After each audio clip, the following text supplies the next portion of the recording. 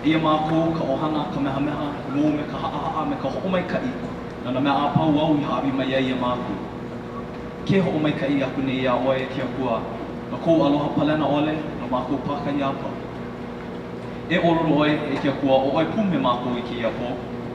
I loko ko mākou o lelo, ko mākou mohana, ko mākou noono.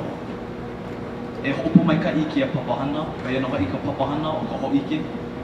I holopono na mea a pau. A hoi ike ia na makana o ia maumamana. O ia na makana I haawi ia e oe kia pua. Nauno ka mana, ka ikaika, a me ki ola. A he noi haa ke ia no ia mau mea, ki mako ke hana, a ho koi kou make make. E olu oe kia pua e ho'opale kana mai ia mako pakahi a pau. A hoi hoi ia mako, ka mako wahi kupona me ka malu ia. Mako ino ka makua, a me ke keiki, a me ka mahane malele mako e haikune nei. Amen.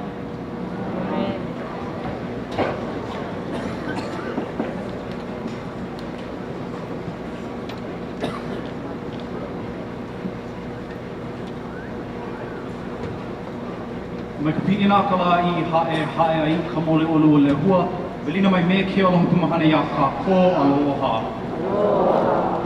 I'm mahalo for joining us for the Kamehameha School's Hawaii Tula Ki'e production of the 1979 play Almost the King and its 1986 sequel Ka'iulani, both a part of the Waipa trilogy, by Hilo playwright and local music director, the late Clarence Waipa.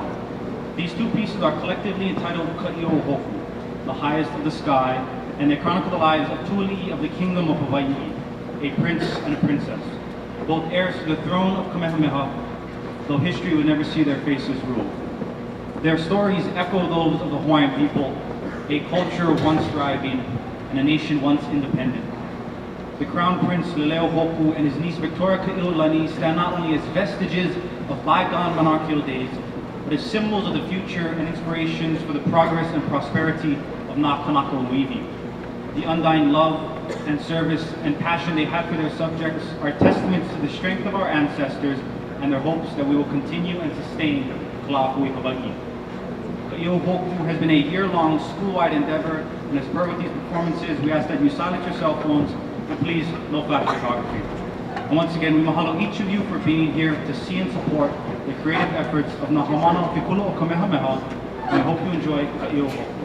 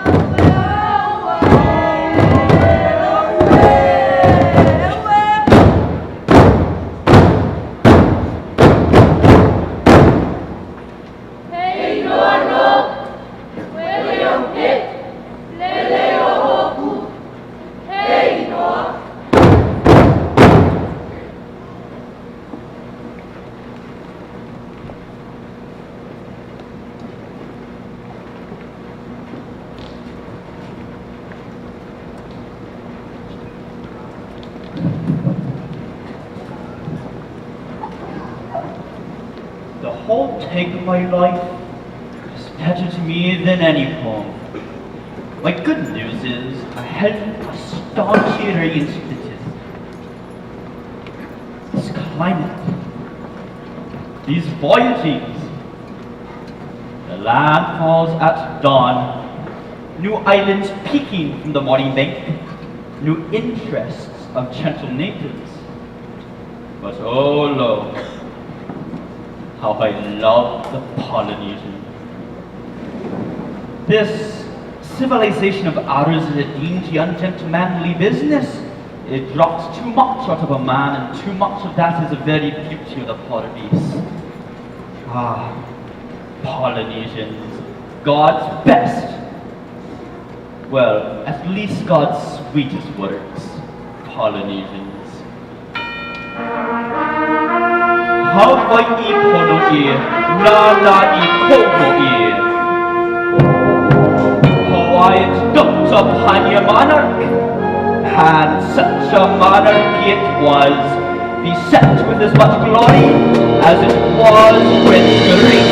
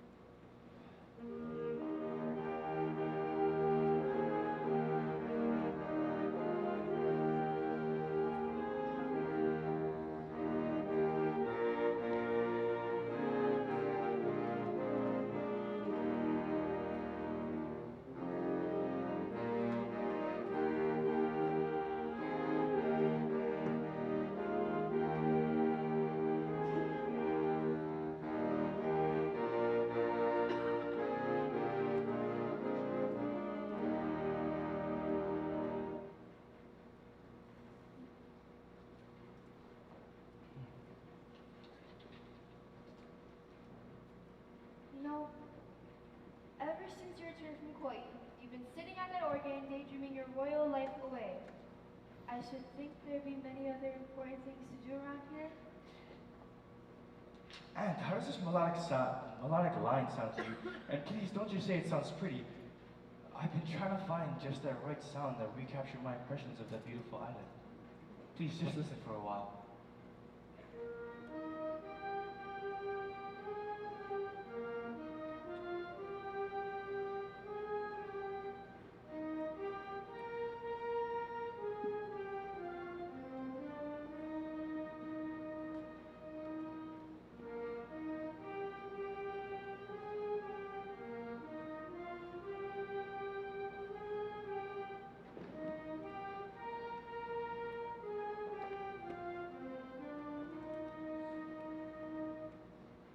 Well?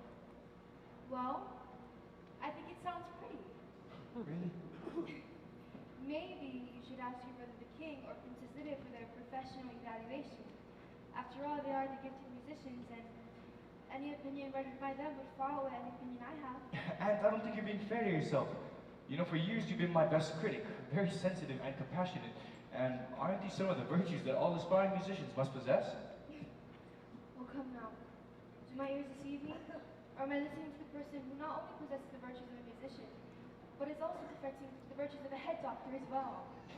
A little advice to you, young man. I strongly suggest that you begin learning to pursue the virtues of a prince who will one day rule the kingdom of Hawaii. It may also suggest that you undertake this task as soon as possible. Now I've offended you again. Haven't I?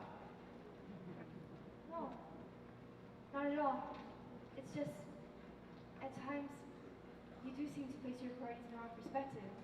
And as heir apparent to them, there are certainly more important matters that should occupy your mind than these melodic fantasies that seem to overshadow everything I've tried to teach you. Melodic fantasies? And do you realize that music is the only means I have of overcoming the loneliness and the boredom that you managed to put me through in learning to become a king?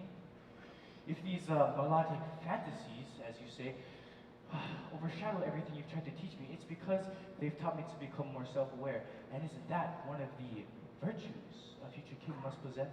Now, who has offended whom? And since we're now on the subject of becoming a king, what, pray tell, has Vijay taught you in the affairs of finance, foreign diplomacy, trade, or commerce? My dear, what song do you intend to play when the American government wants to renew the reciprocity? And if we're being honest, who cares what foreign governments want? Our entire kingdom seems to be falling apart, and if we fail to do something for our people, our entire kingdom would be lost. Speaking to Princess Lydia, haven't you? And you know I have. You know, she hasn't always agreed with the decisions made by the king and the prime minister, but I can't say I don't agree with her views. It isn't always healthy for someone of your position and stature to be speaking in that manner. It would have been certain death in the Okaku system. Oh, as future king, must I act with prudence and tact? There are many things in the kingdom that I do not like, but we must learn to tolerate them. And now you're beginning to sound like Lydia. As your guardian, I want the very best there is in education. Your future and the future of Hawaii depends on what preparation you have already acquired at the Chief Children's School, and what preparation you will need to acquire at junior school in California. But wait, why do I have to go abroad for further schooling? Why can't I not receive the same training here in Hawaii? Hoku. Your ancestors were fierce hereditary chiefs who supported Kamehameha I. They were headstrong in all their decision making. As king, your brother is considered by many a gentleman possessing all the courtly refinements. But the 13 years he spent in the legislature did not make him headstrong in his ruling or decision making. As king, I'd like you to be more like your ancestors. And you can only achieve this with proper schooling and training. Oh, but school and more. School, and when will there ever be a time when a future king can enjoy the simple pleasures of life without the thought of school? Oh yes, very definitely. Really? After you complete After you've completed all your schooling. I've heard it 100 times from you. And how much schooling did you have? enough to know that you don't have enough of it. Can we just pretend that I had enough of it? Now, what did you think of my song? What song? The song I just played for you. Oh, that song. Do you suppose I could hear it again? And I wonder, even if you listened to me in the first place,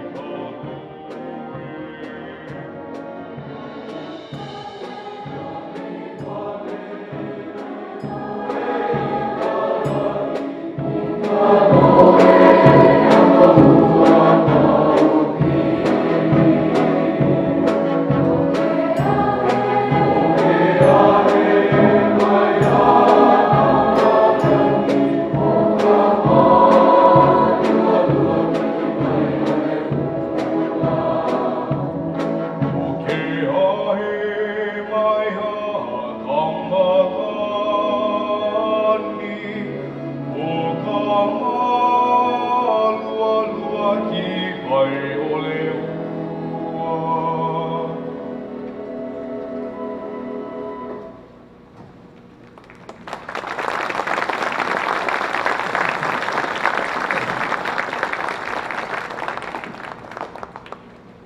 That was very nice.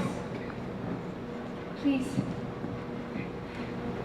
forgive me for being so emotional. It just brought back fond memories of my late husband. He always loved your music, and I just know he would have loved your song. I'm so sorry, I didn't mean to intrude your emotions. Hoku, you mustn't feel this way, especially after composing such a beautiful song. You have made me happy and proud. And as the bearer of my late husband's name, I know you would have made him happy too. So you do like my song? Of course I do. Maybe you might even consider singing it to Princess Lydia. I have a feeling she'd like you too. Well, I haven't seen Lydia in a very long time, but maybe the next time I see her, I can play for her. Of course. Excuse me, Princess. Yes. Prince. Her Majesty, Queen Kopiolani, and Princess Lydia are here to see you. Shall I show them in? Yes, sure, that's one. Yes, Princess. Right this way, Princess, Her Majesty. Good day, Ruth. My, what beautiful music. Oh, good day to you too, Hoku. Please do not let us interrupt your beautiful singing. Yes, we heard you singing as we entered the garden. I don't believe I've ever heard that song before. Did you actually like it? It's actually my latest composition. Hoku, in regards to the nature of my likes and dislikes, experience has taught me to be honest and frank with my impressions. I'm impressed with your composition. I think it's beautiful. Lydia, you just gave me a compliment. You realize you've never given me a compliment. Well, with a compliment like that, I guess I'll be going. Your Majesty, Lydia, and Ruth. What was that all about? Well, ever since his return from Hawaii, he's been sitting at that organ daydreaming his royal princehood away, trying to, as he puts, recapture my beautiful impression of that island and soul. Hasn't he visited Kauai before? Oh, several times. Then why is he so impressed with Kauai this time? I don't know. Sounds to me like it's impressive more than just the mere beauty of the island. Perhaps Julia can answer that better than I can. Oh yes, there are several. Especially if you include the families of the plantation audience. Well, he's only composed one song, if that's any indication. And a very beautiful one at that.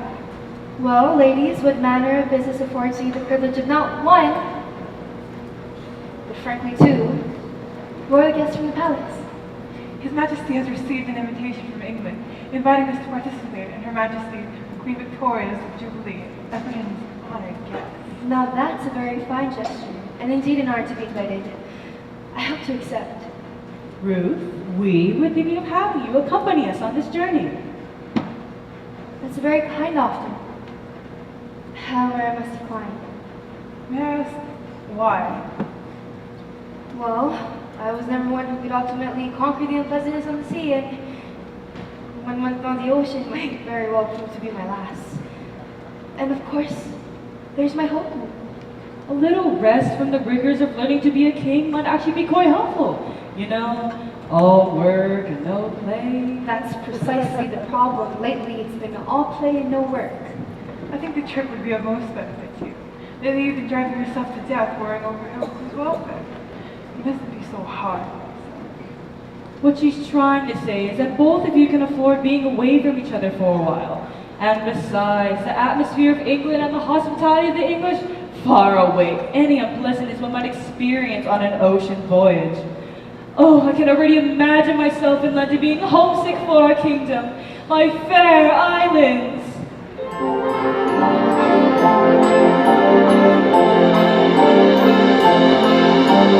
With spring winds blowing through, gently rolling sea, dancing waves for you face, like nothing to me. Shining through, steady ship, heaven is our joy. Guiding star, silver moon, hold me to depart. The rolling sea is keeper of my heart.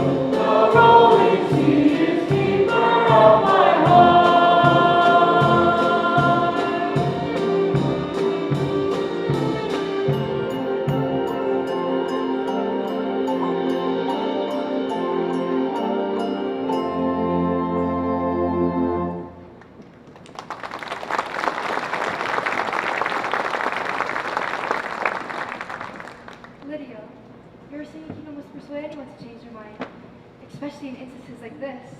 Oh, you will go with us to England? No. Why not? Well, so much for my persuasive singing. I hope you'll reconsider. Oh, look, I'm glad you're all still here. Just thought of a new melody to a poem I've recently written. This one's a little different this time. It's actually a love song. A love song. Now we have 2 songs written, and that, my dear Ruth, is a definite indication. The only indication, my dear Lydia, is that you're drawing conclusions again. Indication? I'm afraid I don't understand. Did I miss something? Never mind, your sister is thinking out loud again. I'm sure you wouldn't understand even if she tried to explain it to you. Try me, Ruth. I think it's time we change the subject a bit. Julia, sometimes you choose the most inopportune times to change the subject. Since we'll be leaving for England in the near future, and Hope will also be traveling to California for further education, wouldn't it be wonderful if we could host a farewell ball at the palace? We'll invite all our close friends. And Hope, I'm sure you wanted to invite some of your close friends. Oh, I'm sure he will. And besides, I'd like to meet some of Hoku's, close friends. Actually, I've made some recent friends on Kauai. Oh, I'm sure you do. I'll suggest this to the king just as soon as I return to the palace. I'm sure he'll like the idea. He's always been receptive to celebrations of the palace. He's always been receptive of celebrations of any kind. Julia, I think the idea of a farewell ball is a marvelous one. I'm so excited now, I can hardly wait for the day. Splendid. Well, I best be on my way if I intend to persuade the king. He's in such a humorous mood when we left. This would be good as any a time to approach him. Well, let's go. Let's be off. Kiho? Yes, princess. I shall be leaving for the hall with the queen. Will you fetch me my cake, please? Right away, princess. Thank you. Wait, Lydia. Your Majesty, would you mind if I detained Lydia for a while? Of course not. You two haven't seen each other in a while. This would be the ideal time to visit. And I'm sure both of you have much to discuss.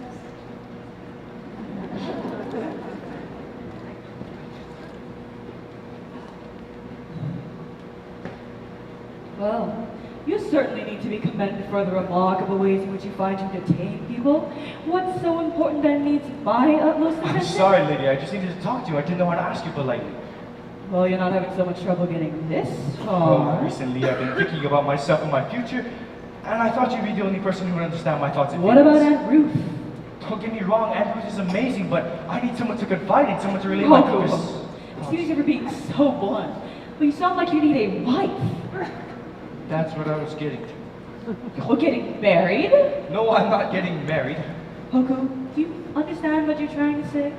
Ordinary people meet, fall in love, and get married. And for ordinary people, that's wonderful. But I'm afraid in your case, this would not be possible. Lydia, I understand that, but my situation is so much more complicated than you think. That I'll agree with you, but it will be complicated if you were to marry a commoner, a person without rank. Lydia, I thought you'd be the only person who understand, but I'm finding it so hard to talk to you right now.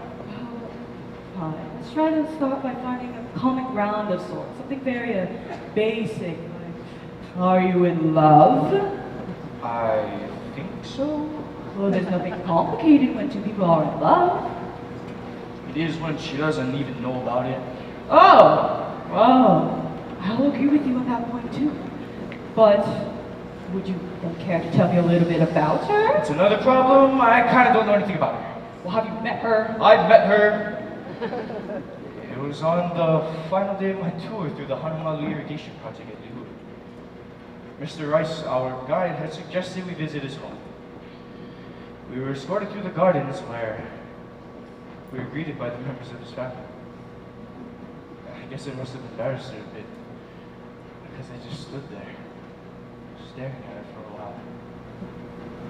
You know, she was the most beautiful and charming hostess I've ever met. Throughout the night, we just kept catching ourselves stealing glances from one another, and I never wanted that night to end. And I must admit, thinking of her throughout the night didn't afford me much sleep either. Yeah. And the day of our following departure, her and her family came to bid us farewell. And as we weighed anchor, our eyes met, and we waved until we could see each other no longer. Meeting her was indeed the highlight of my entire trip. Hoku, you told me a lot already, but you haven't yet mentioned her name. Her name is Margaret. Margaret. She was named after her paternal grandmother, who was responsible for giving her father his education in engineering. In fact, the irrigation project is quite the engineering feat. Well, sounds to me like you did pretty well for just one night. I just wish I could have related to you things of a more romantic nature.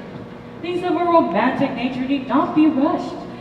Love sometimes works in mysterious ways. But how can I find out if she feels the same way that I do?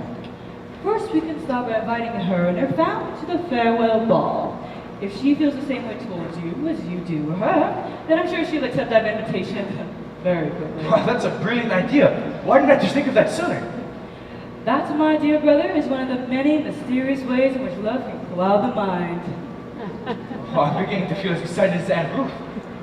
For my sake, I hope the king consents to the ball. Hoku, do you recall the last time the king has refused a ball or celebration at the palace? Actually, I don't really recall, but you never... Good! So let us just concern ourselves with what we shall wear to the ball. But do you even think if the king would approve of her and I were together and... Oh, now hold on there. Margaret might not feel the same way towards you as you do her. You must learn to be patient. But Lydia, how can I be patient when my heart is bursting with love for her? Patience isn't even one of my virtues, Lydia. I just want to look into those lovely eyes and her lips and sweet kisses. Oh, hey, no,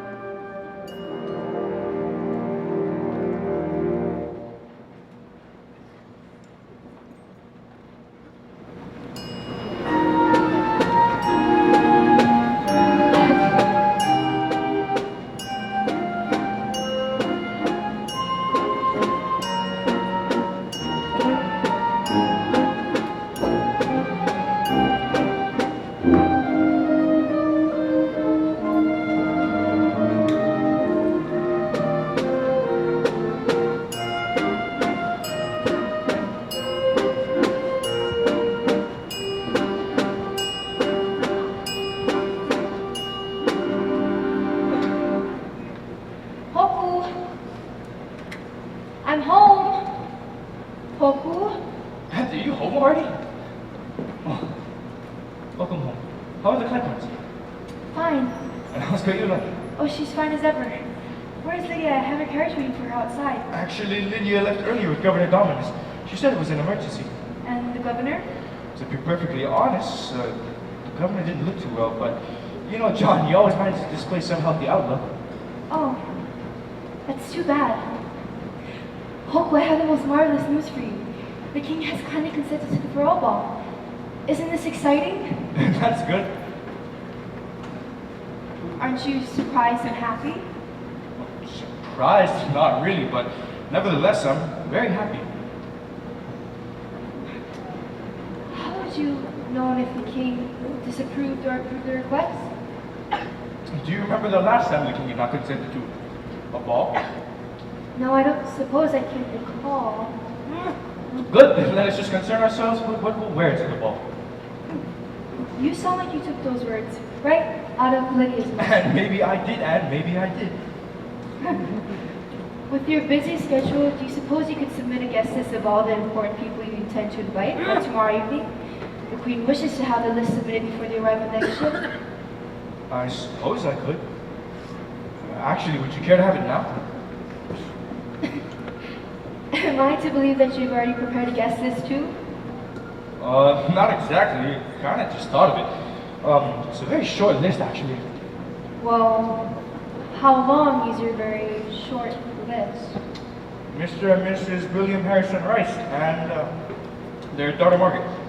Mr. and Mrs. William Harrison Rice and daughter Margaret. And who else? That's it.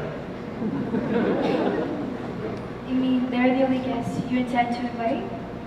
Yes. What about your other friends? Don't you think they want to come too? Well, I suppose so, but they're mutual friends of the king and queen, so I suppose they'll be invited anyway. Simply depending My on the grace. king and queen to invite your friends surely is improper. Well, if it's not proper, then I guess I'll write some invites and I'll send them out today. No. I think I'll handle it from here.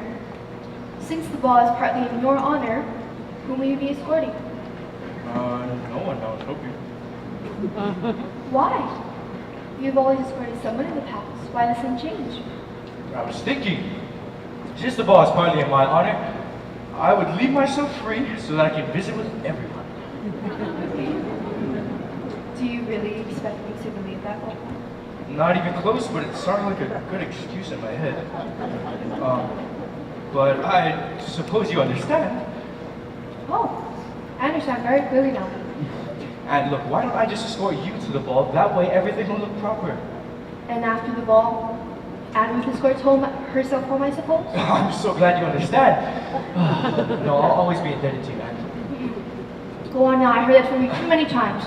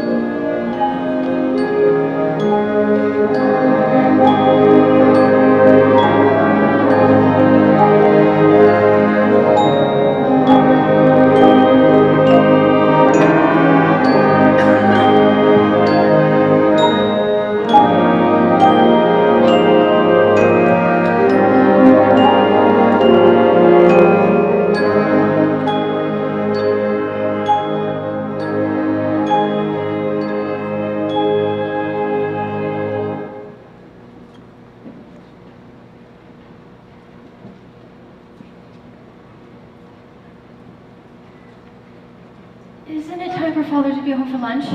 What hour is it? Last I checked, it was 20 minutes past noon. Oh dear. You know, I wish he would tell us beforehand if he's going to be late. If he doesn't get home soon, I'm afraid he's going to have cold lunch yet another day. And do you suppose he stopped at the post office before coming home? Well, that's quite likely. I didn't recall him mentioning it at breakfast this morning. Oh, I wish I'd known that.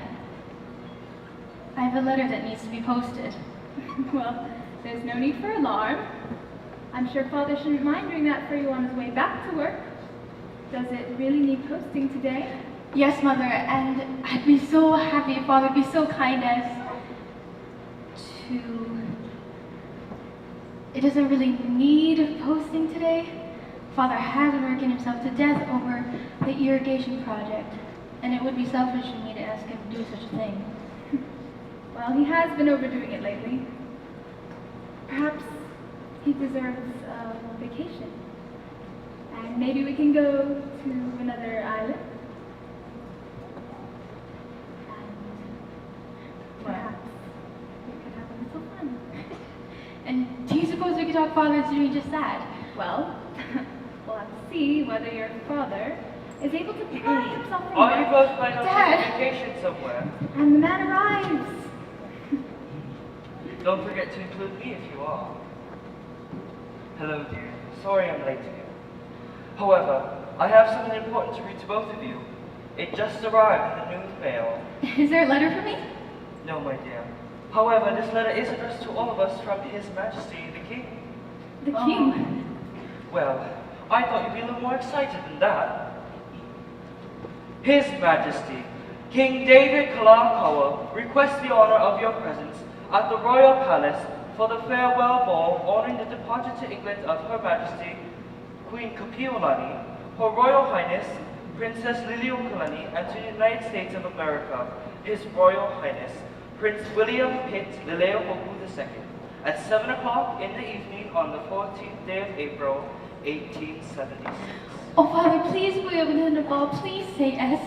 Well, if both of you promise to include me in your vacation plans, I suppose we'll attend the ball. Father, you're marvelous. Mother, isn't this wonderful? Well, let's not get all stirred up. It's still several weeks away, and right now, your father needs lunch, and I suggest that we attend to that right away. Shall we go in? Mother, Yes. if it's all right, may I remain out here a little while longer? Yes, but don't be too long. We must have something to eat, too.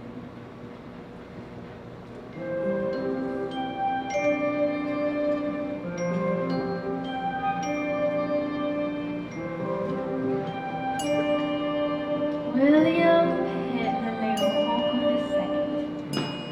Since you sailed away from me, I've spent some time in tears. Since you sailed away from me, the hours have turned into years. William Pitt Lileo Hoku II. Now that I'll be seeing you again, I hope that you know the joy of being close to you is that I love you so.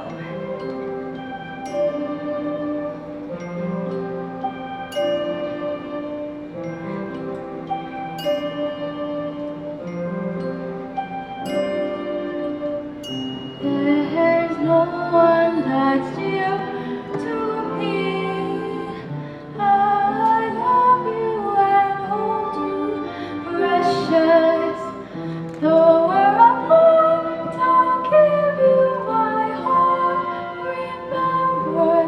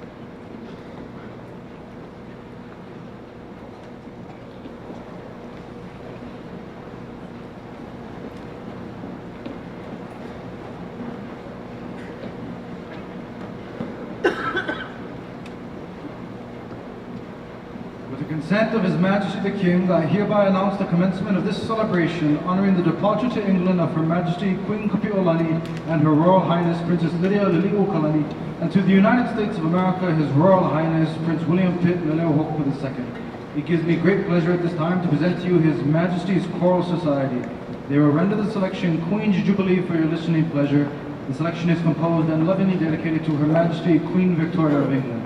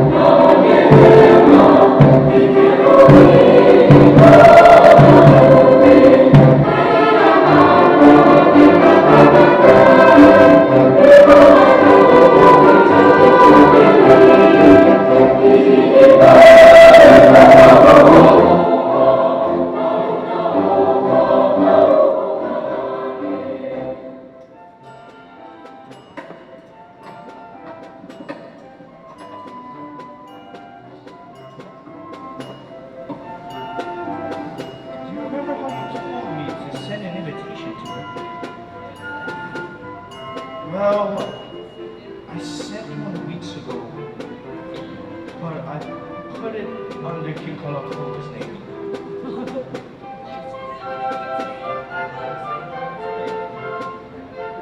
She's here.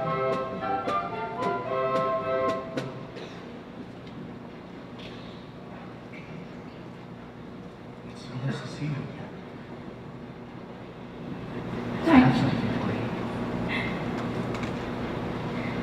I just can't begin to tell you how much I am enjoying myself tonight. I wish it all would end so soon. I'm very happy you feel that way. It's certainly nice to see you again. I don't think I would have enjoyed the celebration as much had you not been here. Your invitation. Your Highness, was it you that sent us this invitation? Actually, I sent it under the king's name, but I thought it'd look a bit more impressive that way. I'm not disappointed at all.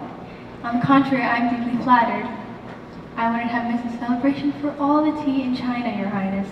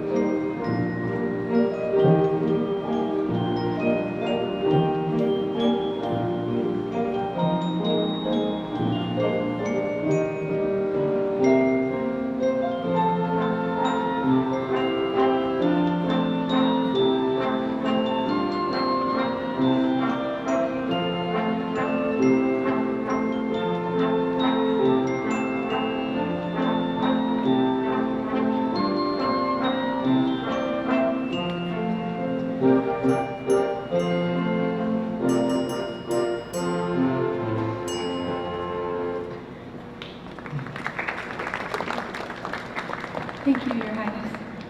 Your Highness? Meg, why must you call me Your Highness? You know, for the entire evening, we've been victims caught up in courtly formalities. Even now, when we find ourselves here alone for a while, we're still being so formal toward one another. But, Your Highness... Yeah, you see? Your Highness this, Your Highness this. Margaret, why can't we just be ourselves for now? In fact, why don't you just call me Hoku and I'll call you Meg? Well, I don't mind being called Meg or Margaret, but I do abhor being called Maggie. sisters always call me that just to tease. Well, Maggie, my friends used to call me Lei. Lay. Yeah. Lei and Lele O Hoku. It sounded so feminine, I just couldn't stand it. Excuse me, but I think that it's funny. Believe me, I can laugh about it now, but I didn't think it was very funny when I was young. You're Hoku. How long will it take you to complete your schooling in California? Actually, my aunt has told me it'll take at least 2 years to finish. But I can't bear the thought of being away from the kingdom. And why can't you return any sooner? You see, it isn't that simple. As heir to the throne, it's been mandated that I leave the kingdom for a length of time to further my education. My personal feelings could never supersede that which is needed for the good of the kingdom. Meg, this is the way it must always be for me. But Hoku, don't you... I'll miss you. Wait, Meg, please, don't go. Meg, please stay. I love you.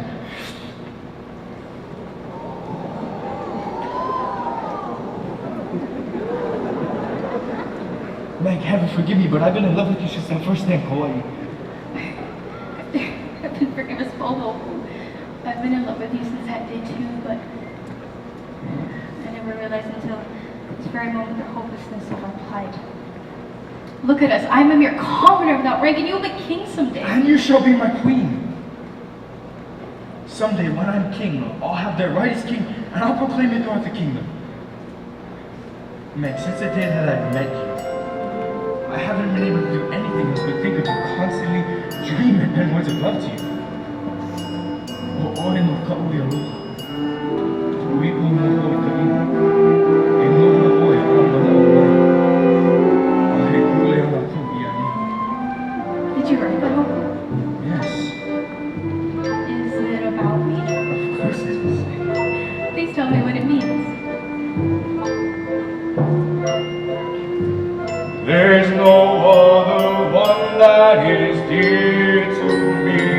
I adore thee and hold thee precious. Wherever thou art, though we are parted, remember there's someone who loves thee. Your lovely and charming eyes I adore. From your lips I have stolen sweet kisses. You've captured my heart, I am yours, dear. I pledge that I'll ever be true.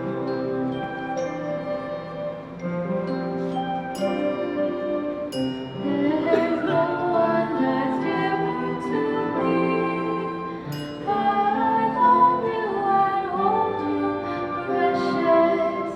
Though we're apart, I'll give you my heart. Remember that someone loves thee.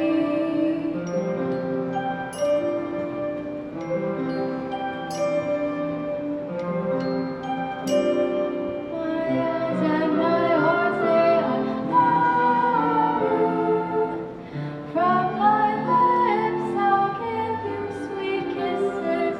Capture your heart and we'll never part. No promise that you'll be true.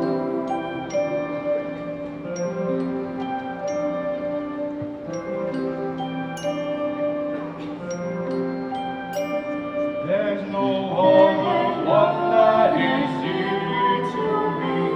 I adore thee and hold thee precious. Wherever thou art, though we are parted, remember there's someone who loves thee. My heart say I love you. From my lips I'll give sweet kisses and capture your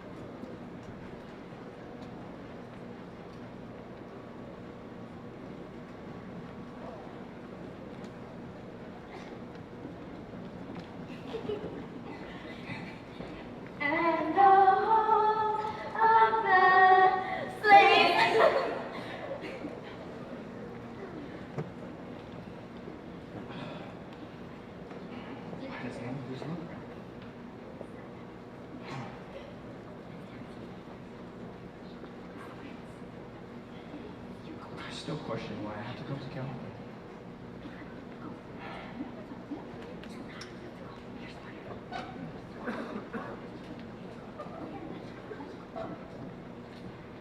Hello?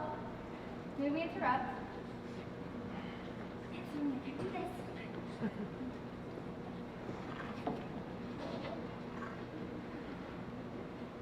Iu O, is anyone home? Oh! Sorry? I'm sorry, I must have been in deep thought. I didn't realize you were behind me. Oh, I should think so. You seem as if you were 2,000 miles away. 2,200 to be exact. You do miss home, don't you? A little. A little. From that look a while ago, it seems the distance isn't the only problem. Obviously not far enough. Is she pretty? Person? Well, just what did you mean by your last remark? I guess it's written all over my face, isn't it? I mean, of course I miss her. But I wish that was the only problem. You see, when it comes time for me to return to the kingdom, my queen must be someone of royal rank or royal lineage. Unfortunately, the girl that I truly love has neither. In fact, she's the daughter of a sugar plantation engineer. Are there any exceptions to the rule? I'm not sure, for that would be breaking with tradition. Oh, I wish you could be there when that happens. At least you'll still have some friends. Actually, I'm not really afraid of that, as long as my Aunt Ruth is with me, and not Aunt you. Ruth? Yes, my Aunt Ruth. She's been my adopted mother for most of my growing up years. Well, wouldn't she be very upset if you broke with such a tradition? Well, of course she'd be upset, but it wouldn't be for very long. How long is not very long? Knowing me, about 5 minutes. Oh, from your description of her, I feel like I've already met Aunt Ruth. I still remember when I was young. She gave me the most beautiful pair of matched voices. To this day, I've never lost my love for those voices since. In fact, I miss them almost as much as I miss being home. Especially when the weather's a bit chilly and my joints get a bit numb this time of year. It will take some time to get accustomed to the weather here, but when you do, I do hope you decide to stay a while longer, or at least return for a visit. Meanwhile, I'd be more cautious with the weather at this time of year. The sudden changes in temperature aren't exactly helpful to anyone, particularly someone like you. Well, actually, I'm fine. It's just a mild muscle ache for now, but I hope everything. What hour is this? 9 o'clock. Why? We must be getting back to the residence hall before 9:15. That is the rule. Actually, there's about 10 minutes. Maybe we could introduce the others into a closing rendition before leaving. Splendid. Let's try one of those songs you proposed. Okay, that's the one great. the choral group is learning. Hey.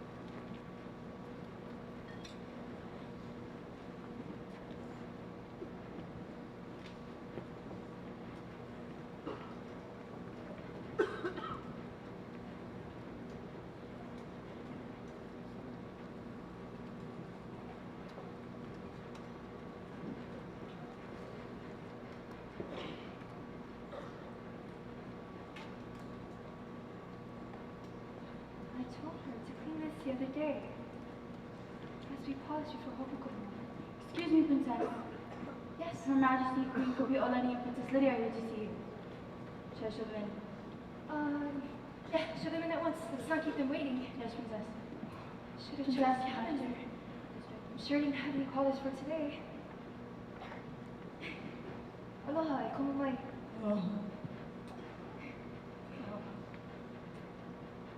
Please, I hope you pardon the inconvenience. I don't usually to keep guests waiting. I'm afraid we owe you the apology for the inconvenience. We didn't have time to send word beforehand that we were coming as soon as possible. Well, what manner of business affords me both of you to be here so urgently? Ruth, this is a matter of great importance to all of us because it concerns Hoku. Is there anything seriously wrong? Well, perhaps not seriously. The king received word from California that Hoku has contacted a case of the fever. The doctors say it can become serious if he doesn't respond to the treatment. They have assured us that everything possible is being done for him. The letter of notification is part of the process that the Academy undertakes for the student in attendance. I do not think we have to be overly concerned just yet. I'm hopeful that Hoku will respond to the treatment and be in fine health. It is the wish of the king that you be kept informed. He has also advised the school that they send you all available medical information regarding Hoku. Thank you. Both of you. I remember once when Hoku was ill at a very early age. I was so concerned. But within a few days, the illness left him. And he was back to his own mischievous ways. I hope this is just another time. Oh, I'm sure of it. I've been meaning to accept an invitation from the races on Kauai to spend some time there as a guest. Hoku has always praised the beauty of Kauai, and I was looking forward to such a visit. Seems he and Margaret Rice have become quite close friends. Nothing serious, I think. But one can never tell, especially with my home. A trip to Kauai might just be the thing for you. A few weeks away from here sounds like a wonderful idea. And please, do not let yourself be bothered with Hoku's illness, alright? After all, a vacation wouldn't be a vacation if you would let yourself be bothered with problems. I'm sure we'll hear from Hoku soon. Thank you for the word of advice, but please, inform me as soon as you hear from Hoku. Of course we will.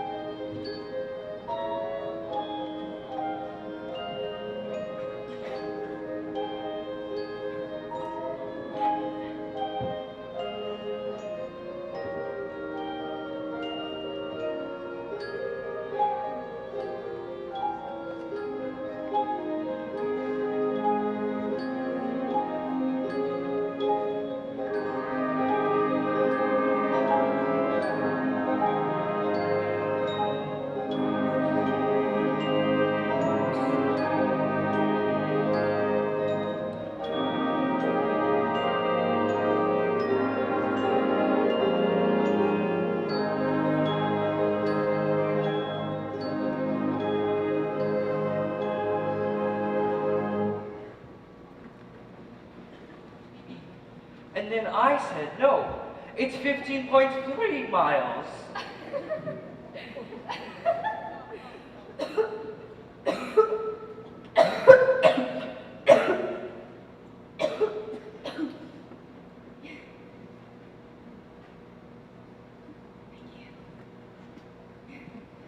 I'm having such a marvelous time here. I'm just wondering why it took me so long to accept your invitation. Hoku has always praised the beauty of Kauai, and now that I've spent 2 weeks here, it's a lot more beautiful than you described it. Please have a seat, Princess. Kauai offers a beauty we feel is very unique to the islands. Well, but we are a bit prejudiced on that point, to say the least.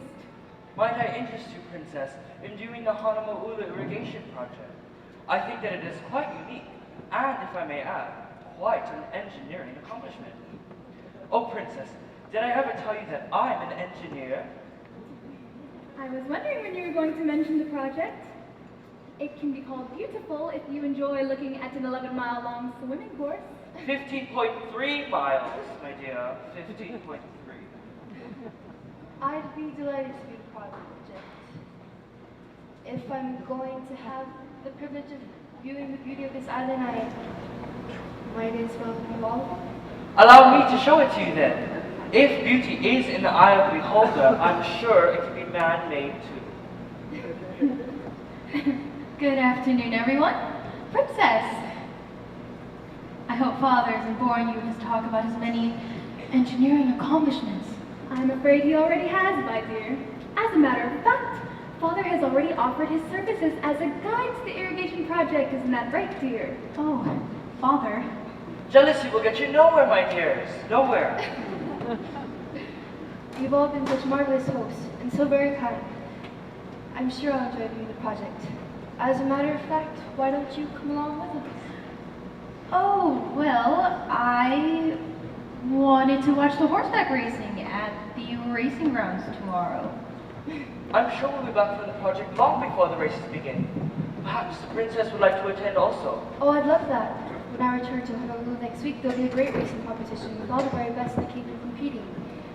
Would you care to be my guest then? Oh, Princess, what fun that would be. Mother, Father, may I attend Honolulu, Princess Ruth? I suppose so. Thank you for your kindness, Princess. It'd be an honor to have all of you as my guests in Honolulu. However, I cannot attend due to work. Would it be alright if Morgan went with you and we follow a week later? My home will accommodate all of you whenever you can come. Excuse me, sir. Can I speak to you? Of course. Please excuse me, ladies.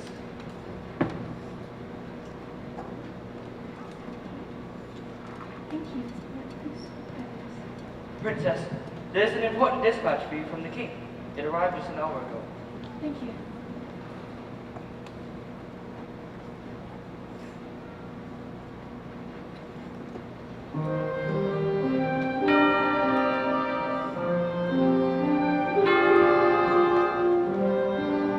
Princess, does this mean that you must return to Honolulu at once? I'm afraid it does. May we be of any service to you? Yes. If passage can be arranged for me to return to Honolulu as soon as possible. Please. Right away, Your Majesty. Kekoa, take one of the fastest racehorses. Go down to the sea with your racing passage. Is anything wrong? I'm afraid so. And it concerns Hoku. But please, don't be alarmed. I'm sure he will recover from his illness. I'm hopeful. Illness. Yes, we were notified from the school 3 weeks ago. But we were also notified that the illness was slight and there was no need for worry.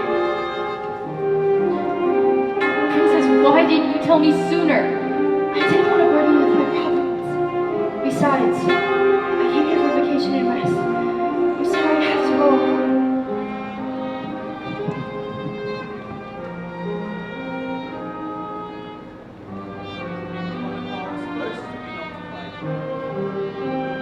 Favorite was the climate and the longing had been too much for the king to be. These ills of physical self seemed to be the dawn of other ills.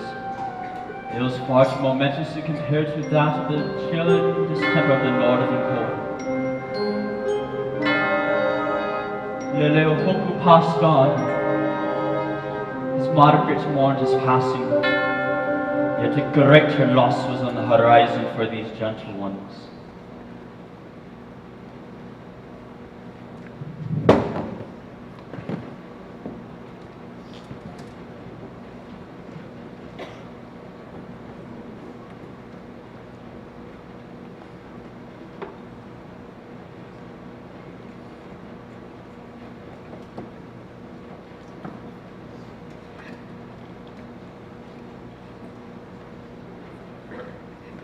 Princess? Is there anything I can get you? No. How about an orange? We just got fresh ones in today. I don't want an orange. I want my Hoku. My apologies, Princess.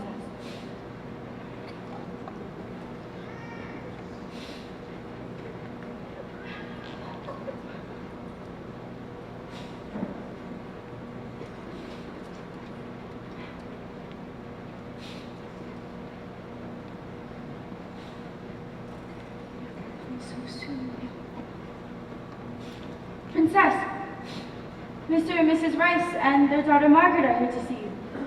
Shall I show them in? Show them in at once. Yes, Princess. Right this way.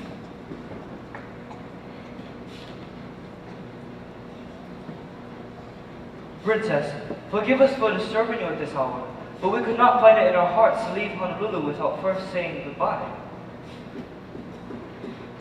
Must you leave so soon? You've all been a great help to me these past few weeks. I wish you could stay just a little while longer. Princess, we surely would have liked to remain a few more days, but my husband has already overextended his leave and we must return to Hawaii. And you, my child, you be with me too. Yes, Princess, I must. Those few happy days that we spent together will be days I will soon not forget. I have grown to love you as much as I loved Hoku. And I remember you now more than ever. Please, promise me that you'll visit whenever you come to live. Yes, Princess, I promise.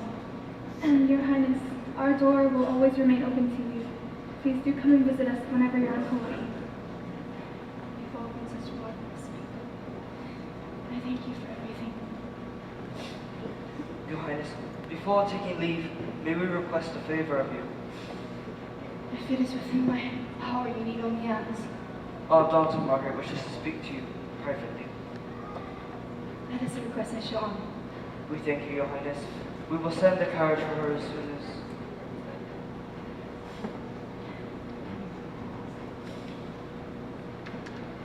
Would you prefer going in my private study? I'm sure we can get some more privacy there. If it's all right, Princess, I would prefer sitting here. There's so much to say, it's a little time to tell you how I'm feeling. What is in my heart. I believe I understand. Even now, I have a notion that Hoku will come walking in, humming a new song he just composed. Princess, I find it difficult to accept the feeling that he's gone and that I'll never see him again, but I couldn't bear the thought of first leaving without sharing you the love Hoku and I felt towards each other. It's with this feeling that I wish to share with you Hoku's last letter to me. Thank you.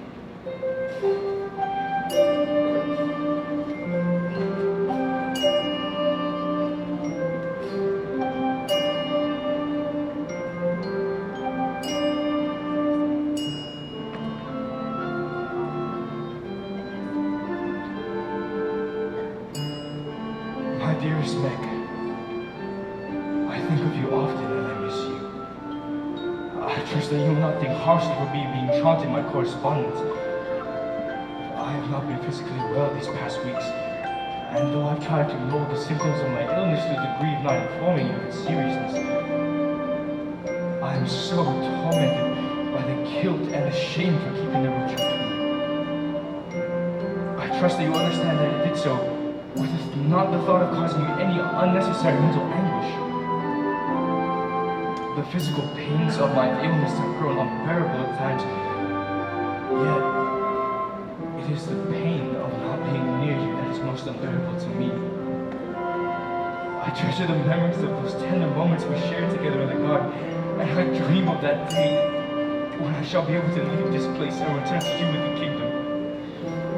My fondest memory is that one day I shall be able to make you my queen.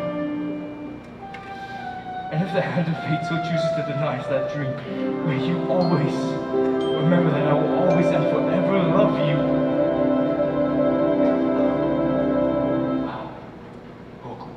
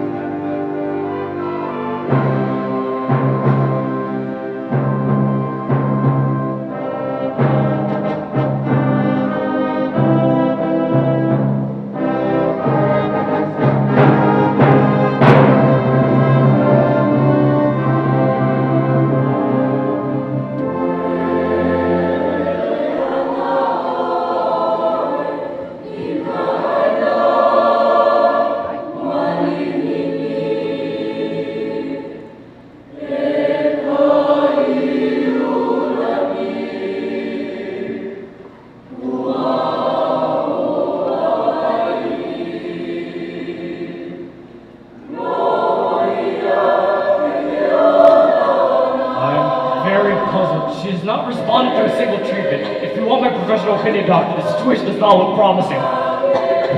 Princess, let's try to lie still and consider her strength. She is in obvious pain and I'm at loss of finding what of help for her. At this time, I do not believe she will last much longer. Go get the family. They're waiting down the room. Bring them in. Please, I have to have some answers. Please remain calm, ma'am. Can I remain calm? She's dying. Vicky! Here. This is Papa. You're what is taking will, Vicky. Helen Rossi. Quoi? Vicky!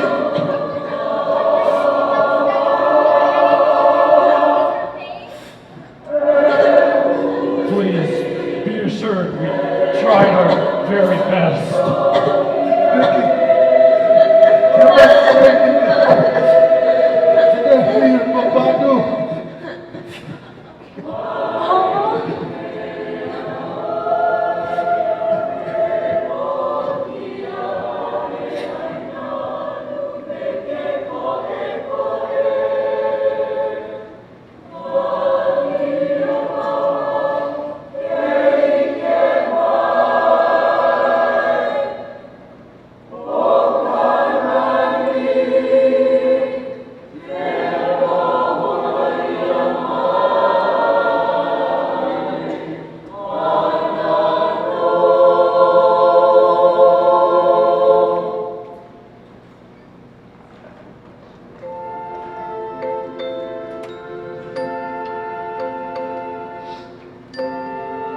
She was 23 years and 5 months old at the time of her death.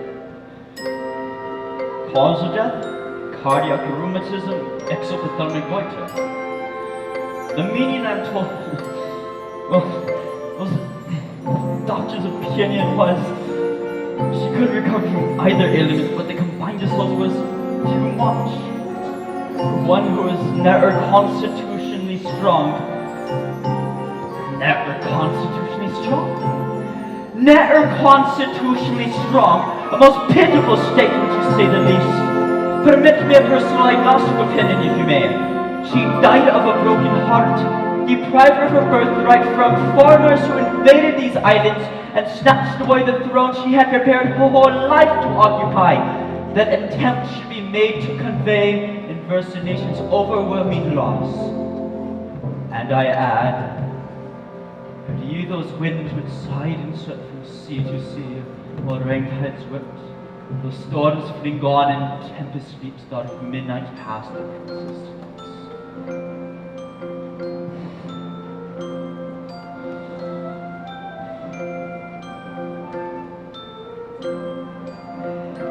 She always thought I wore my hair too long, longer than she'd seen on any Hawaiian. In Tahiti, the natives called me Tusitala. The meaning I'm told meant teller tales. I'm not sure as to whether that was meant as a compliment or not. I, however, choose to believe it was. See, my true name is Stevenson. Robert Lewis Stevenson. Aina Hau was the name of her beautiful home, where they say the sweetest flowers grow, and where the fairest of them bloom no more.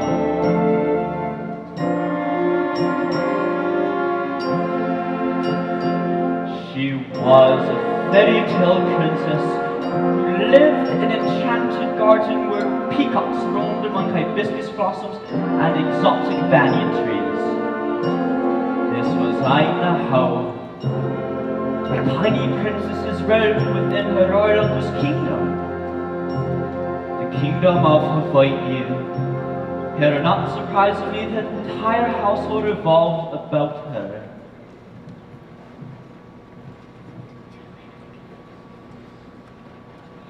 I am the great queen of all the islands.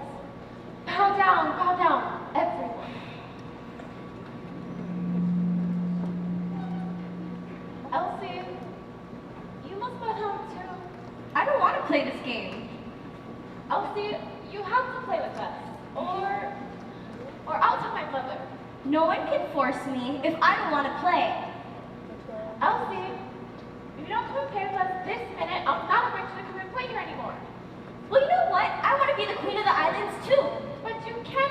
the islands because I'm queen of the island of the islands. And I thought it was king first. No, you didn't. You did too. Give it back. Princess! Look what you did. I'll see you. Put this thing down and come and play with us this minute. No. I'll see you. Put it down. I'll see you. I'll see you. Can we continue playing? I'll see you. Put the silly stick down and come and play with us. I don't want to. Let's not play this game anymore. I'm tired of waiting for you guys to stop quarreling. See, it's all your fault now. No one wants to play. I hate you. Well, you know what? It's not my fault either. And here's your silly old brat. Oh, Princess, are you okay? I'm so sorry. I didn't mean for it to strike you. She's bleeding to death. I'm not either. It's only a scratch, and it doesn't hurt a bit. Oh, Princess, I'm so sorry. I won't do it again, I promise. Time for lunch. I'm sure you're just famished. Stop playing the game, let's go. The sandwiches and drinks are just inside. Do help yourselves. And please, feel free. Iu O Hoku, where did you get that? Get what, Mama? Iu O Hoku, you know very well what I am referring to. That. Oh, that. I fell down, Mama. Very well. You need to be a little more careful, young lady. Having a scarred face is never a prerequisite for a future queen. Yes, Mama, I understand. Now, young ladies, do go inside and have something to eat while I have a word with Iu O Hoku. Mama, can I not wait until later? No, I am afraid not, as this is of utmost importance. I must inform you that ever since dear Miss Barnes' death, Papa and I have been negotiating with a Mr. and Mrs. Wallace at St. Andrew's Priory for a new governess. A Miss Gertrude Gardinier has kindly consented to come to Hawaii, and I want you to meet her today. Today? Yes! She arrived from New York several days ago and is currently visiting at the home of the Wallaces. Oh, Mama, I can hardly wait to meet her. Is she pretty? Is she kind? Well, to be truthful, I have not met her yet.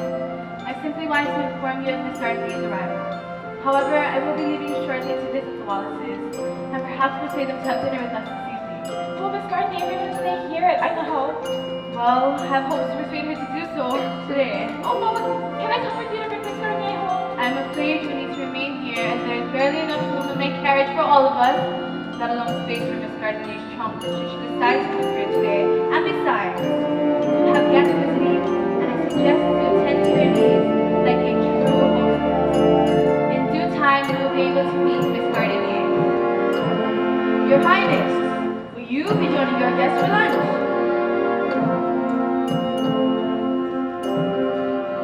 Well, since we have nothing further to discuss up here, yes, I do believe we will. Princess, we mustn't keep our guests waiting.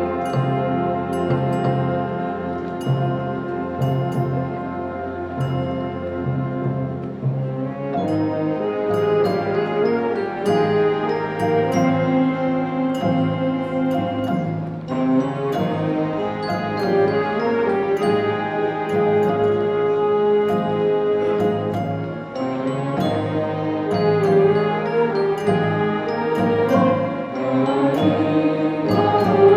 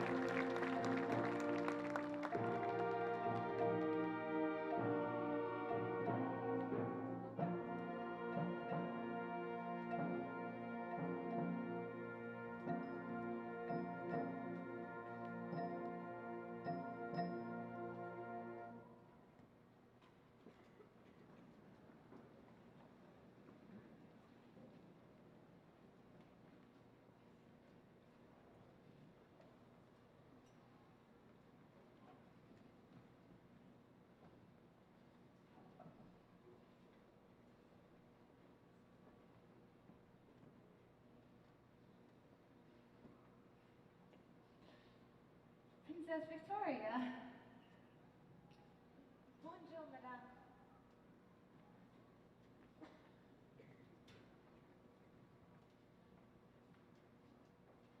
Mademoiselle. Madame implies that I am married, and I'm not. Princess Victoria, shall we begin our... Actually, Miss Garnier, that isn't my whole name. Oh, I know your name. Princess Victoria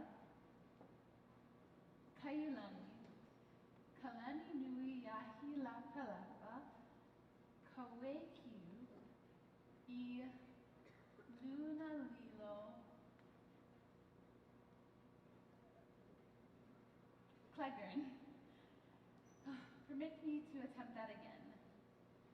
Princess Victoria Kaiulani Kalani Nui Yahi La Palapa Kaweki I Luna Lilo Clegern. You know, Miss Garnier, it really isn't that difficult. You see, the Victoria is for Queen Victoria of England. And Kaiulani, that's my own name. It means the royal sacred one, and it belonged to Mama's sister who passed away. The other names are for our chiefs. There are indeed many new things that are so very new to me that I'm beginning to believe that our roles should be in the reverse, with you as governess and I as the pupil. Well, Papa Moi has always told me that there are many things that I need to learn if I'm to be queen someday. And I'm very happy that you consented to be my governess. Miss Barnes was indeed my only governess until she passed away suddenly, nearly 2 years ago. You do miss her a lot, don't you? Yes. But I don't miss her as much today as I did 2 years ago. Miss Garnier, I hope you're not offended by what I have just said. Princess, there are many things that I too must learn to accept if I am to be as good a governess as Miss Barnes. I also think it quite noble of you to cherish such nice thoughts of her even after 2 years. Well, Miss Garnier, I just know you're going to be a good governess because I have the same feeling now as when I first met Miss Barnes. Well, I do hope to become as good a governess as Miss Barnes, with perhaps one small difference. Yes? That I am to remain your governess long after I've passed 100 years old. Now, Princess, shall we begin today's instruction by answering questions about each other? And since I thought up the suggestion, I'll permit you to ask me the first question.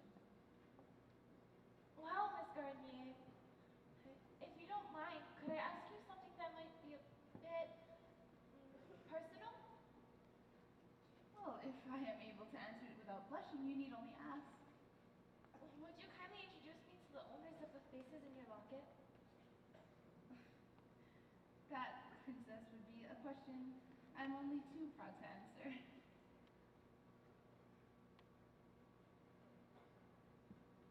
Princess, may I introduce my dear mother, Mrs. Eleanor Gardenier of Canandaigua, New York.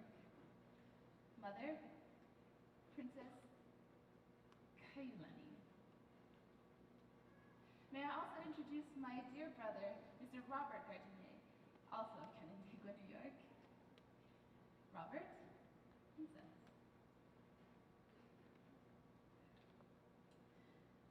Princess, I believe it is my turn to ask you a question. If I am able to answer without blushing, you have only to ask. Very well, Princess. Now, would you kindly tell me which subjects you dislike the most?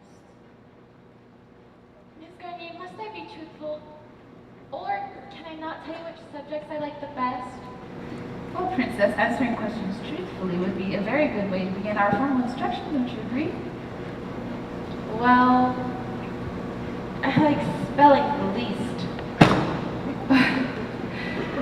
That, Princess, is pretty obvious from my point of view.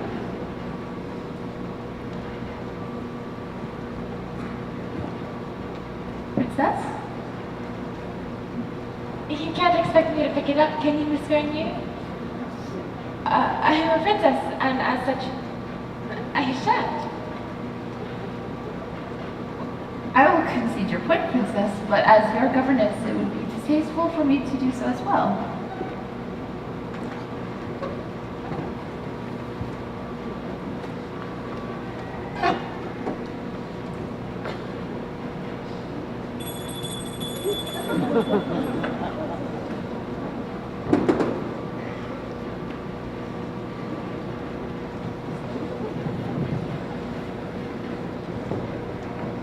I believe that will be all for today, Princess. Thank you.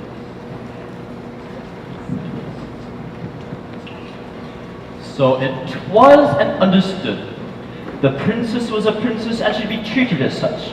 Well, at least the royal family's perspective, a perspective which Miss Gardiner struggled with since it went against every fiber of her Puritan upbringing.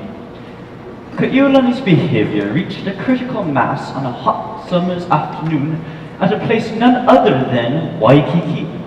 The young princess was having a time of it, splashing in the cool waters of the reef, when Gardiner cried to her to come hither. Let's have a listen. Let go of me! Why are you being so disobedient? Must I repeat myself 1,000 times before I am clearly understood? None of this foolishness ever! Not even from a princess!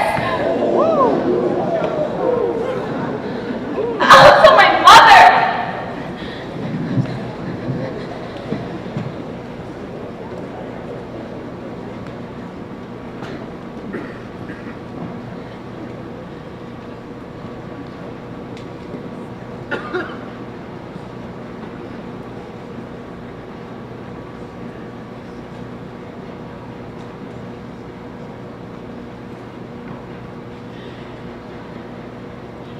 Your Highness, I would like to have a word with you.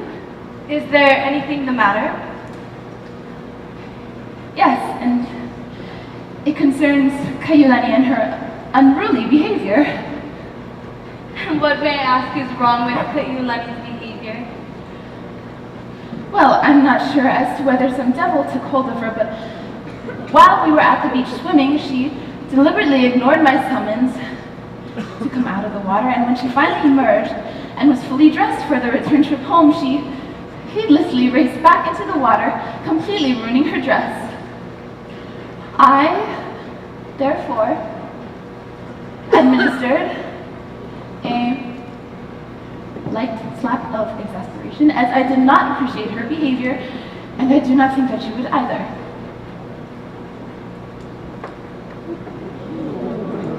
You see, Miss Gardinier, Kaiulani is a princess, and princesses cannot be punished. There was a time not so long ago your actions would have precipitated your execution. I believe that it happened to a sea captain once. An unfortunate event best forgotten. I guess though now we are civilized, but I cannot succeed to such corporal retribution, especially for a princess. Excuse me, Your Highness, but certainly you agree that the princess must be an example of obedience, and if I cannot teach her, then I must submit my resignation. I do not wish you to resign. It is true. To be respected, Kaiulani must learn to respect. Therefore, I will decide upon some other method of discipline. We cannot teach our future leaders to rule through intimidation and chastisement. Those alternatives are best left to the palace. I agree, Your Highness. I should like time to consider withdrawing my resignation.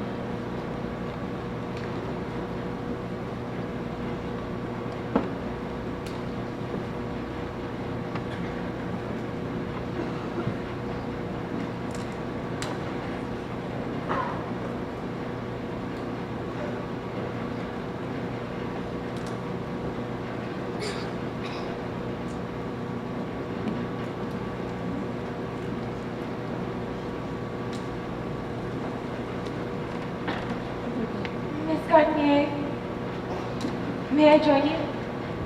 Yes, of course, Princess.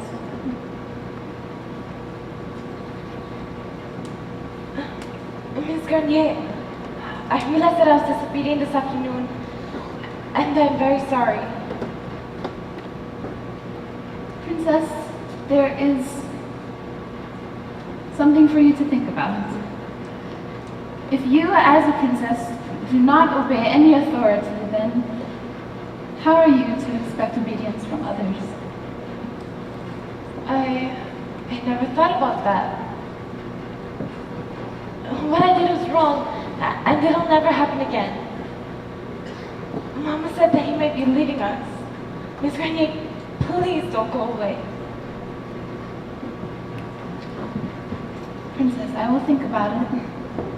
I will think about it and I will give you my decision in the morning. I promise.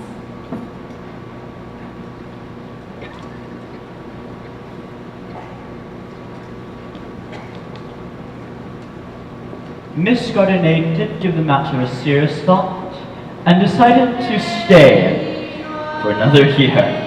And 'twas lucky for the young princess, for a mere 6 months later, Miss Gardiner would be there for one of the most significant events of the young princess's life. The loss of her mother.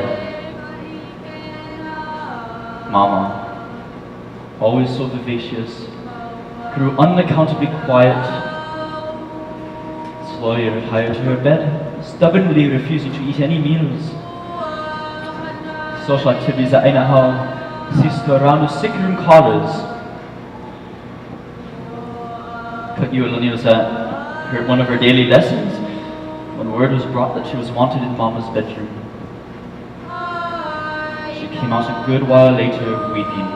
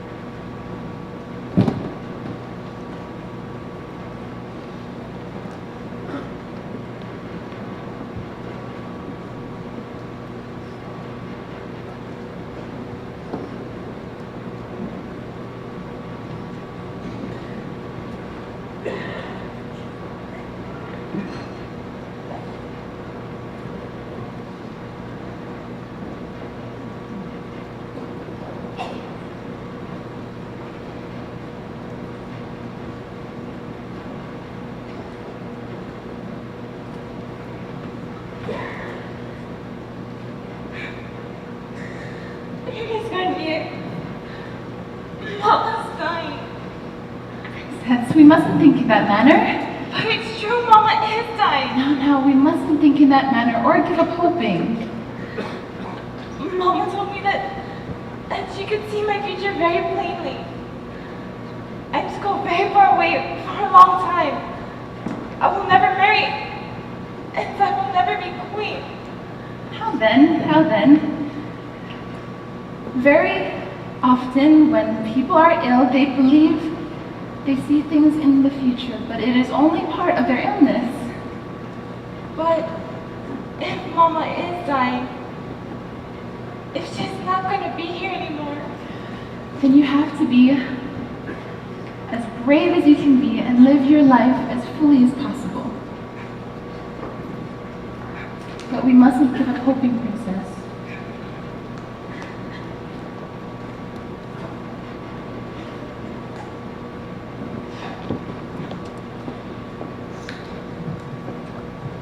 There really had been no doubt for what was about to happen. Little after 4 o'clock on that very same day, 2 physicians, aided now by 2 others, came from the house with the gravity which told its own story. Looking ill himself, and a dozen years older, Papa asked Miss Gardiner to receive any of the callers who would inevitably be coming. Then he and Kaiulani both retire to their own private room. Each you find a personal shield which grief could hide behind. As Mama lay asleep in death, Kaiulani found it safe at last to think about her mother and things that were happy. Like how she used to hide peacocky blossoms in the black curls of her hair, so one could not see the blossoms, but could catch a whisper, a scent as she passed by.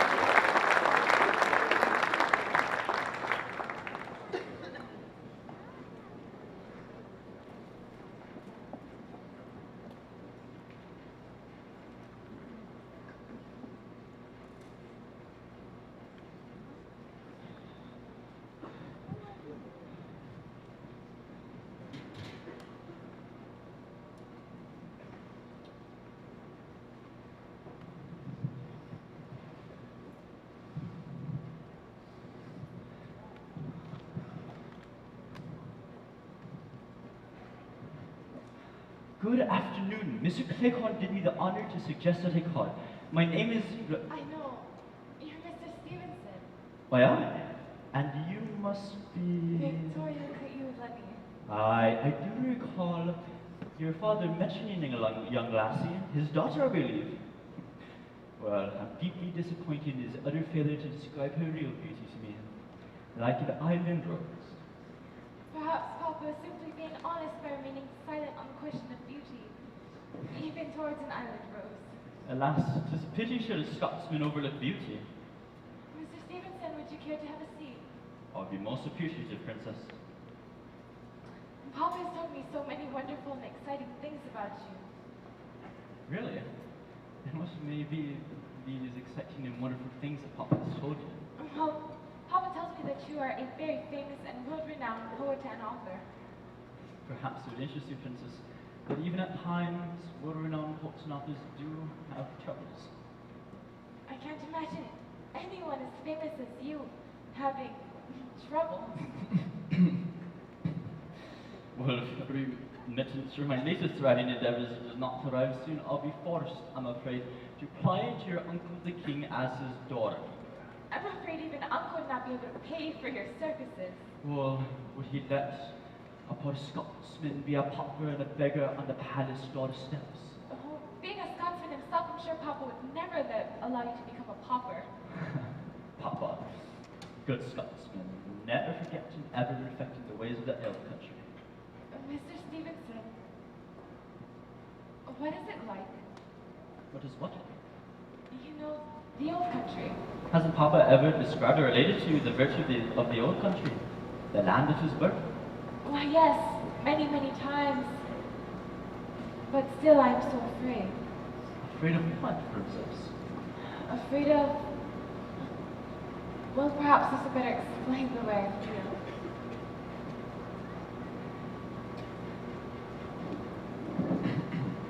I, Kalakaua, King of the Hawaiian Islands, do hereby give my consent and approval for my niece, Her Royal Highness Princess Victoria Ka'iulani, to leave the Hawaiian Kingdom and proceed to England on or about the month of May in the charge of and under the care and control of Miss Thomas Rainwalker and accompanied by Miss Annie Cleghorn. The princess to travel entirely incognito and be known as Miss Ka'iulani. The return to the Hawaiian Kingdom to be in the year of our Lord 1890. Am I to assume, Princess, that this makes your departure official? Yes, I believe it does. Can't you change your mind about leaving so soon? Yes, but it would not be proper of me to do so. Why not? Well, you see, an announcement as important as this is in effect a royal command, and we are taught to respect that command. It is the way of life for us. It's a way of life. I certainly do not envy, Princess. Has a date for your departure been set yet? Yes, Papa has chosen May the 10th aboard the steamship Umatilla. Well, at least you can be thankful for that 1 month you have. A month? A month is really not very long when one will consider as I must the necessary formal calls of farewell that begin in just 2 weeks. Well, alas, Princess, we can at least be thankful for those 2 weeks that you have. Time enough, perhaps, to call on my family. Of course. And may we not repay your generous invitation by having you for dinner Tuesday next? We'll promise you good Scottish welcome. Oh. The generosity of a Scotsman. How can I refuse? May I remind you, Mr. Stevenson, that since I am a princess, an invitation for me is in effect a royal command. Well, I must humbly bow to your wishes, Princess. And I have a gift for Her Royal Highness. A gift for me? Aye. If I am to summon all of my storytelling skills to bring England to life for you, I can think of no other ways but through the pages of this gift I wish you to have. Oh, I thank you, Mr. Stevenson. The Amateur Immigrant by Robert Louis Stevenson. It's one of the 2 travel books I've had the good fortune of having published. I recommend it highly, especially to young princesses who are anticipating a trip to England. On or about May the 10th aboard the steamship Umatilla. Of course. Mr. Stevenson, I too would like you to have a book, for a short time that is. I'm afraid it's not as handsome a book as the one I now hold, but I'd be most honored if you'd sign my autograph album. May I remind you, Princess, that a request from royalty is in fact a command. How can I refuse?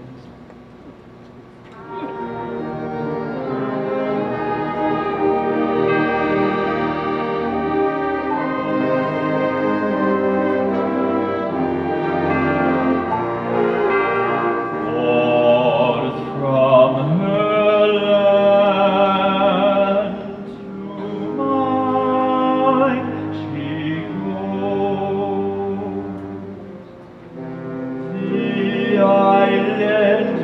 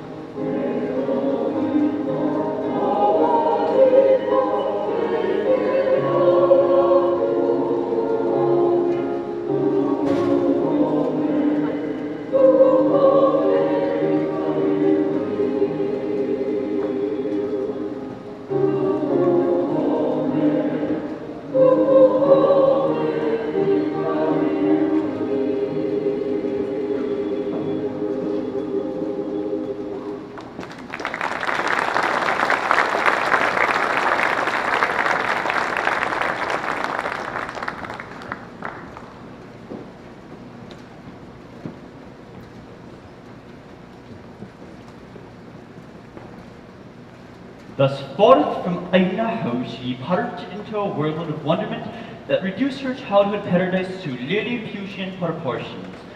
From the provincial classroom of her garden to the overwhelming great Howden Hall, matriculating with intelligentsia, representing the intellectual class of an empire in which the sun never sets. Some may have said the princess was in over head, yet through the strength of ancestry and the knowledge of her formidable destiny afore her, and how prepared she had to be in order to lead an entire race of people, harder to the grindstone did this wee princess take her task. Little was the time, though, she had to write letters to her loved ones in her kingdom, and seldom was it that any spare time she had, she couldn't write. But when a letter was received, it was a holiday to be appreciated. A like letter right from Papa, and not a moment was wasted in receiving the strangely scribed letter concerning a change in the United States minister. At the time, this meant nothing to Kaiulani, but later, the name John L. Stevens was to be an albatross of the greatest weight. But then a letter from Papa Mo'i himself sent a chill through her bosom that would remain invested there for the rest of her life. Therefore, I must caution you to be on your guard against certain enemies, persons who are not to be relied upon, and of which I do not feel free to mention in writing. Not to be relied upon. Be on your guard against certain enemies, not feel free to mention in writing. Oh, uncle, I wish you could speak more plainly, as I cannot be on my guard if I do not know to whom you allude. Mr. Davis? Mr. Theophilus Davis? Oh, I know. I took lunch with him just last Wednesday. He was very kind. He even invited me to his home. Oh, uncle, surely you do not mean him. Mon ami, qu'est-ce qu'il y a? Sir Gertie, if you're trying to interrupt my solitude, oh, les moments. Why, thank you for inviting us. We simply thought you desperately needed visitors. And therefore, we elected ourselves to fulfill this noble task. Care for some fresh fruit. It's only 3 days old. I am rather happy to drop by.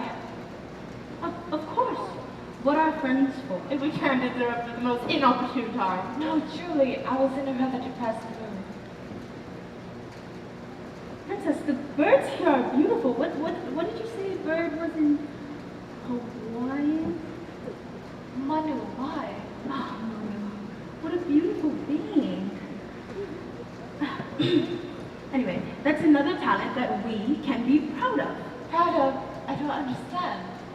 Of interrupting when our friends are especially depressed. Gertie, that's talent you can be proud of. You have my permission to keep it singular. Oh, singular.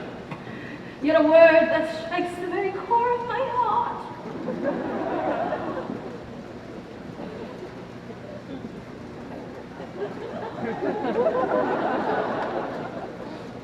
Oh, can I have some fresh fruit? Gertie, you didn't wait for a single response as to whether we'd care to have some. Oh, single. Yet another word that strikes the very core of my heart. Gertie, there are times that I really do not seem to follow your thoughts as quickly as I should. There are times that we don't seem to follow her thoughts as quickly as we should.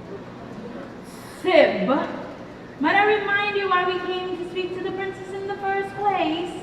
Oh. Am I to assume that I'm about to be used by the both of you? Used? That sounds so uncouth. Coerced. Yeah, that has a special ring to it. What devious plan have the two of you conjured up to get me involved in? Well, here's a plan based on a single thought involving singular people, namely men. How did I focus, Princess? Your immediate plans include attending the dance amongst the next. Well, I have been feeling rather sickly lately, and my physician says I suffer from too much worry. So I must sleep a great deal. Dancing? is not humble otherwise. Oh, princess, you do not understand the joy that I feel hearing those words flow from your lips. We were thinking of eligible bachelors and ideal escorts for well-bred young ladies like us. And what role, may I ask, am I to play in all of this? A certain gentleman, Nevinson William de Courtesy, son of the English baron, I believe would be a fine person to begin with. Toby. But he's merely my father confessor. I shan't take advantage of our friendship in that manner. We're not asking you to do just that, but indeed, does he not have any friends that well-bred young ladies could take advantage of?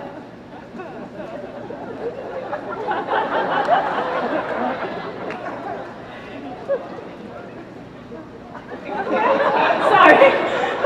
I seem to have such a nice flirtation on. Poor Maman. Gertie girl. You seem to have a nice flirtation on at every moment. I think we're about the 3 biggest splits one could find.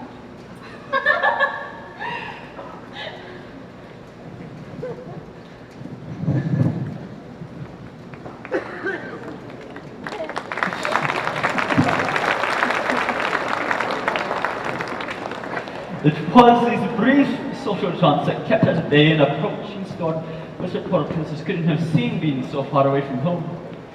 Her days were filled with schooling, her evenings were finding the highlights of social life. Later she received news that her uncle the king would be traveling to America to address implications surrounding the McKinley Act, and Auntie Queen Liliuokalani would remain regent in his absence. But this news was just a mere harbinger, and when the London papers were producing a sequel. The King of Hawaii is dead. Auntie has now become Her Royal Majesty, Queen Liliuokalani. By means of the miraculous transatlantic cable, Kaiulani sent a wreath of orchids to her beloved uncle's casket, bearing the sentiment, Aloha Meka Paumake. It was a small condolence that her uncle, who would love to be adorned in his kingly lei, would receive one from his small niece.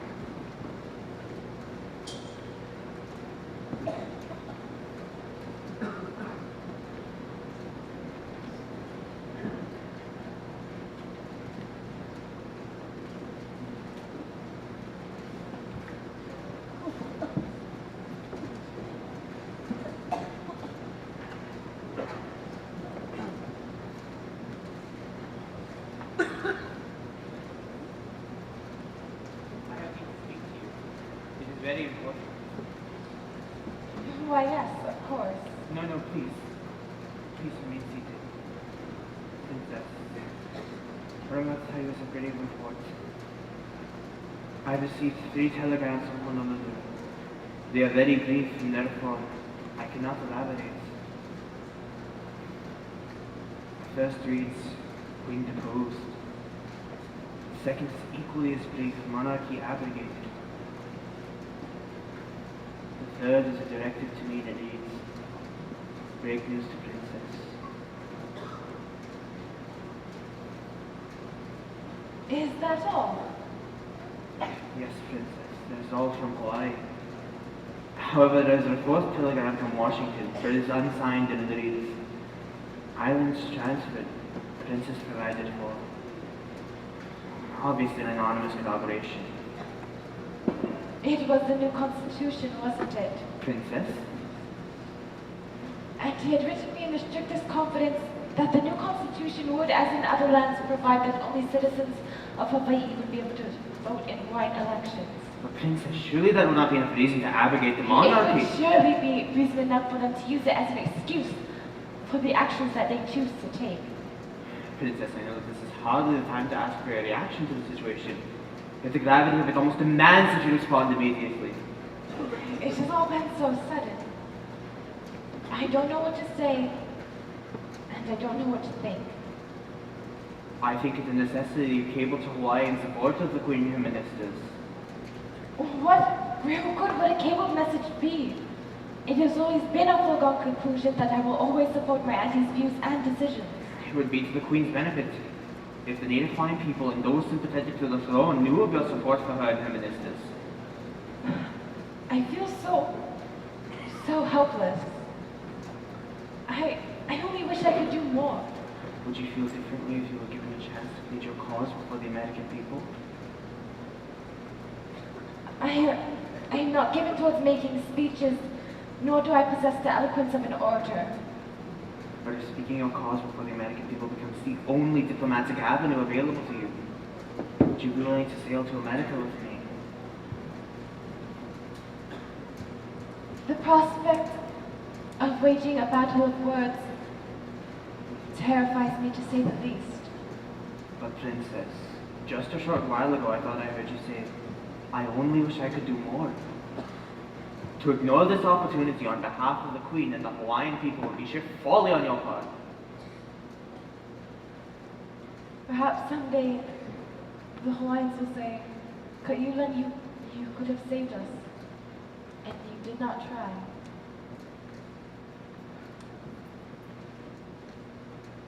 I will go with you.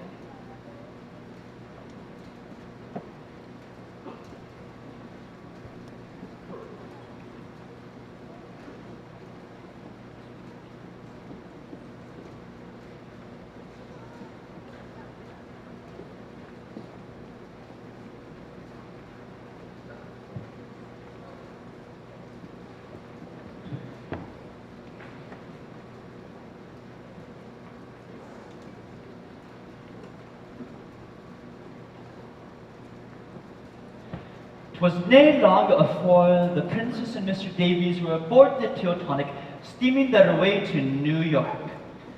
The berth at which they docked was mocked with newspaper reporters curious for a glimpse of this exotic personage.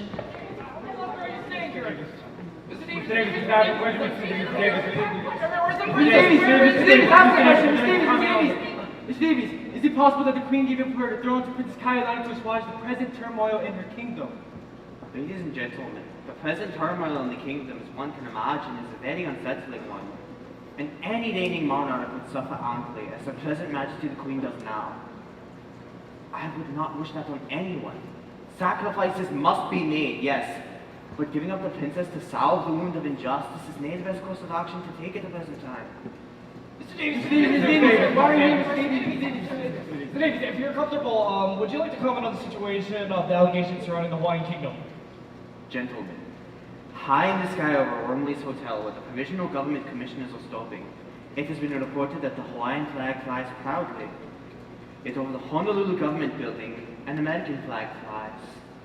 A curious state of affairs. So you would say that the actions of the businessmen would be characterized as a coup d'etat? Gentlemen, one of the saddest features of this matter is that it has been presented as the plot and conspiracy of bad men. It is nay that, it is the plunder of good men. Men to many of whom I would entrust my dearest interests. They have been goaded by misrule into injustice, forgetting that injustice does not remedy misrule. Today I am told that the electorate of warriors are to appeal to ratify any one of their acts. What kind of a government is that? Your Highness, Your Highness, Your Highness, Your Highness,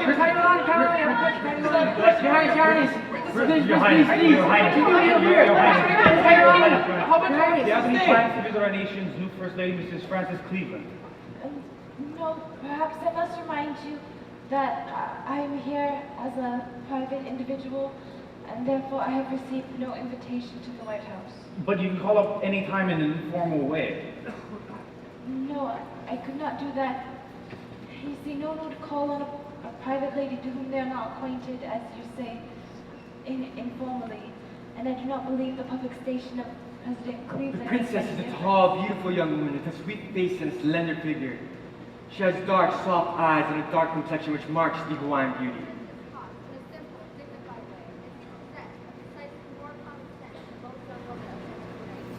A barbarian? Not a bit of it. Not a demi-barbarian. Rather the very flower, an exotic of civilization. She is beautiful. There is no portrait that does justice to her expressive, small, proud face. She is exquisitely slender and graceful today, holds herself like a princess, like a Hawaiian. And I have no simile more descriptive of grace and dignity than this last. Her accent says London, her figure says New York, her heart says Hawaii. 70 years ago, Christian America sent over Christian men and women to bring religion and civilization to Hawaii. Today, three of the children of these men are in your state capital asking you to undo their father's work. Who sent them? Who gave them the authority to break the Constitution that they swore they would uphold? Today I, a poor, weak girl, with not one of my people near me and all those Hawaiian statesmen against me, has the strength to stand up for the rights of my people. Even now I can hear their wails in my heart. And it gives me strength and courage. And I am strong. Strong in the faith of God. Strong in the knowledge that I am right.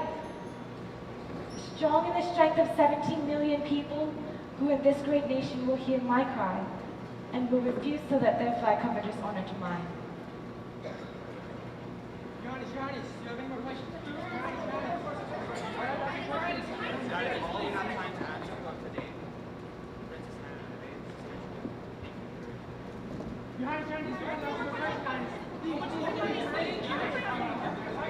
Was it long before the charm of the princess enchanted the Americans, and therefore brought the travail of the Hawaiian kingdom to the forefront of American politics and to its president? It was during Iu'olani's stay when President Cleveland announced that he would send a personal commission to Hawaii to investigate the circumstances surrounding the overthrow. And in addition to that, he extended invitations to Iu'olani and her entourage to visit the White House. There, Iu'olani was entertained by the Clevelands, and the president assured her that everything would be done so that justice would be exacted in her land.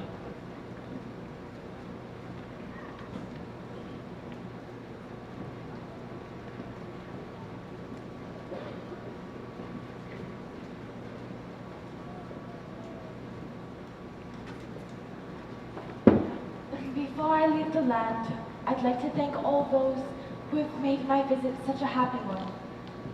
Not only the hundreds of hands I've clasped, nor the kind of smiles I've seen, but the written words of sympathy that have come to me from so many homes. It was to the great American people I spoke, and they heard me, as I knew they would. And God blessed me for it. From the beautiful home where your First Lady reigns, to the little crippled boy whose sent his loving letter and prayer. Princess, can I have a picture?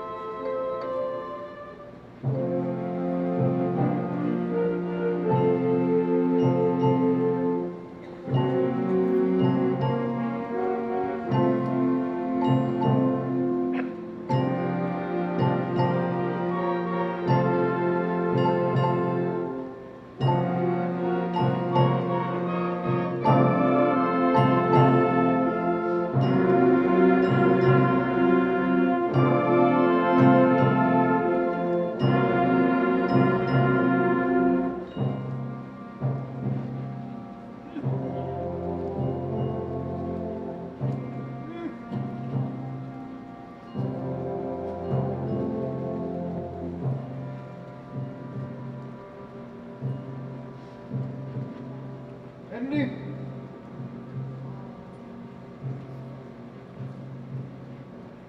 Take this for me.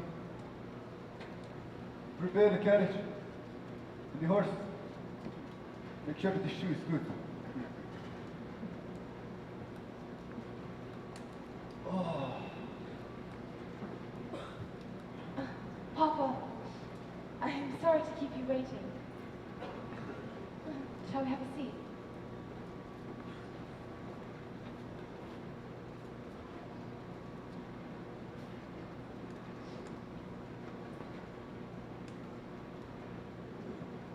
Papa, tell me, what is it like back there?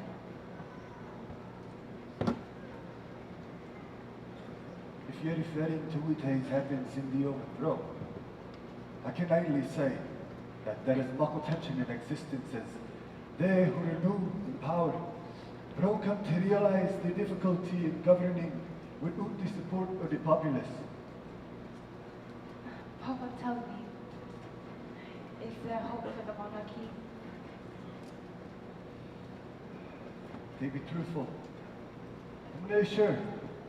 However, I strongly call the real effort to restore the Queen to the throne must continue through channels of diplomacy that remain free to us. Are there very many channels of diplomacy available to us? Aye, there are a few options and free, but time is not in our favor, my dear. It's they who are in control of the Republic. They're pushing vigorously for quick annexation. Annexation? Aye. I have been told that President McKinley is about to submit an annexation treaty to the Senate. That's not an enemy, even amongst his own Can the cabinet. sentiments of the Hawaiian people be represented as well?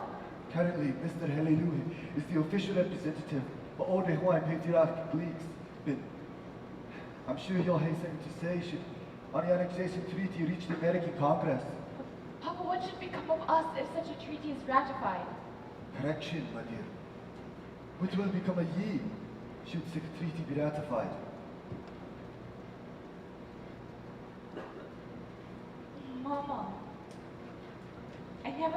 her until this moment. But before she died, she told me that I would go far away and that I'd never be queen. No. No, my dear. We mustn't think in that manner. That's exactly what Miss Garnier told me right before Mama passed away. I'm sure it's just a mere coincidence. So strange. Being so far away from home and then to have a feeling that I may never be queen. My dear, whatever our fate can be, the Hawaiian people soon would stand in need for the standard Haran Milk Terali. Auntie is the lawful queen. And I can see how for ye might be able to serve the people in a special way. Excuse me, Papa, but I do not understand to what you allude. If the Republic indeed should fall, then someone who has nay suffered so deeply as Auntie should be on hand to lead the folks for thoughts of vengeance. And if the Republic continues? The example, Hyena verily, enduring the tribulations with them, he may be of immeasurable value. And if annexation came? Someone ought to help them accept the inevitable. A rather gloomy outlook. I must have been born under an unlucky star, as it seems my life has been planned in such a way that I cannot alter it.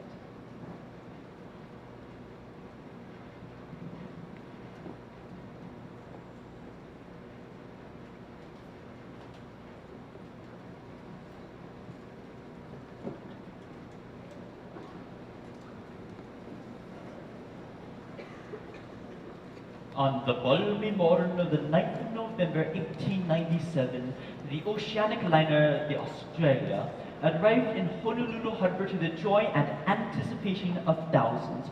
But no one was happier or more overwhelmed than Ka'iolani.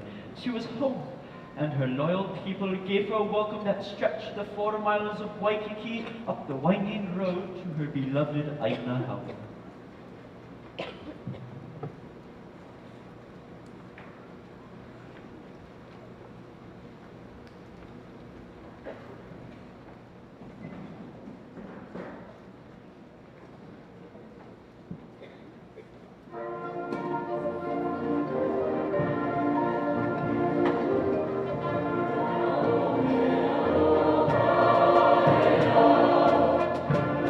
Ole,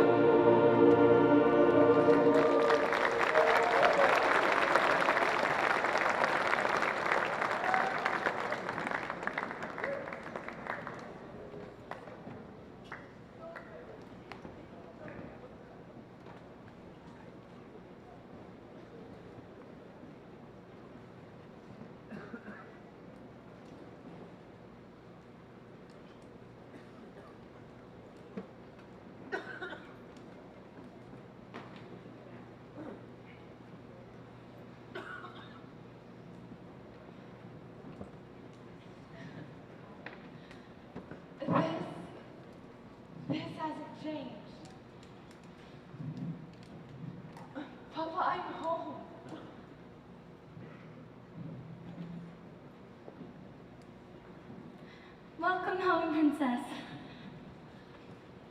It has been a very long time, hasn't it? Indeed it has. But this hasn't changed. There has been some changes, Princess, all of which are for the betterment of our people. Excuse me. I was merely referring to the clear air and the rising scent of fresh flowers. Excuse me, Princess, perhaps I shall be willing to apologize. Do the mountains appear to be different after so many years? Has Aina all changed? Why, yes. The house. It is so beautiful and yet so sad. I'm sorry, Papa. I had it built for a princess.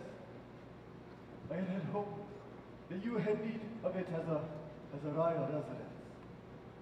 It is still very beautiful, Papa. At the very least, I know it is large enough for you to receive the many anxious callers who I know will be arriving soon. Papa, before receiving any callers, I have a special request for you.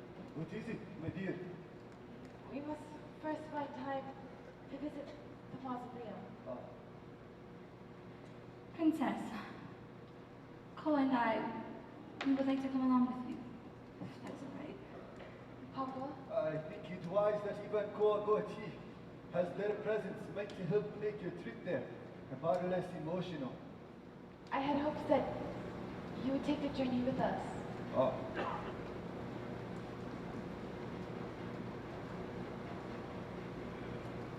All right, I'll go.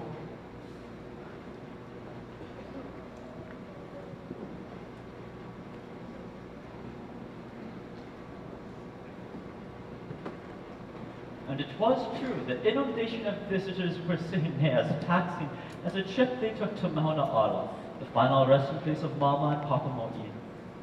It was a moment of closure and of awe, because for the first time ever, the princess had no predetermined destiny. The future was hers, and now she had to decide what to do with it. All her learning, teachings, and traveling had led to this specific moment of the unknown and liberation. What was the fate of her kingdom, and thus her? Well, the Queen Dowager, Kuki'olani, put it into perspective for her. I don't see much hope for the Republic, she said. They say the kingdom. But your words were never uttered. For a mere few months later, the heartbeat of the Hawaiian kingdom had ceased, becoming territory of the United States of America. As an epilogue and afterthought, the now new government extended a consolation gift to the token princess. Colonel McFarlane, who was a trusted advisor to the Queen and served Ka'iolani for many a year, brought her the news.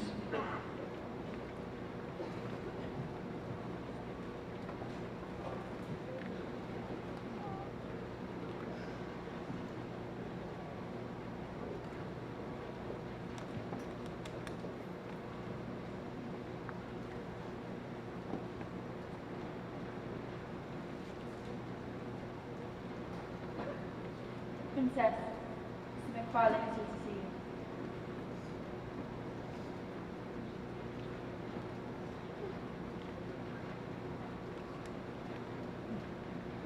Your Highness, I am here to convey you to the wall.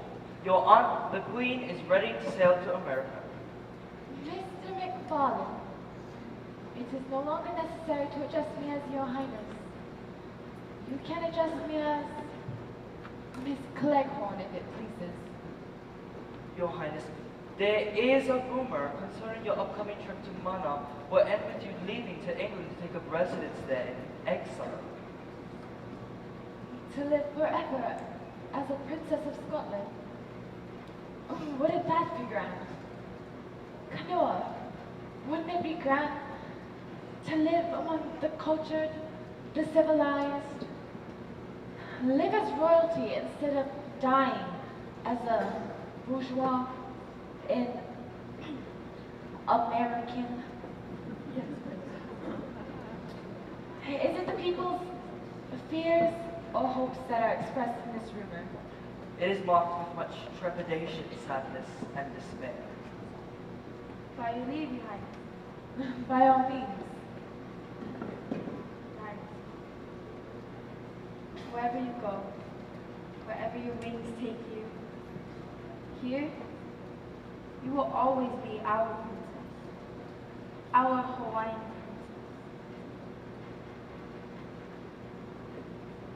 princess. Mr. McFarlane, there is no truth to the rumor. I am Hawaiian and I will always be. I just wonder if things may have gone differently if I had accepted the engagement to that Japanese prince. Princess, all has not been taken from you. The American government respects your position and will help you keep it. Yes, but what provisions of honor and dignity has the American government left for Auntie? Your aunt will receive an income that will still enable her to live as an ex-queen. Yes, but still. What provisions of honor, dignity, and respect has the American government left for me? You will still be able to live as an ex-princess. Your birth and your antecedents will never be forgotten, and you will remain a leader of society here, the first lady of the land. Yes. But I shan't be much of a real princess now, shall I? They haven't left me much to live for. Princess, are you alright?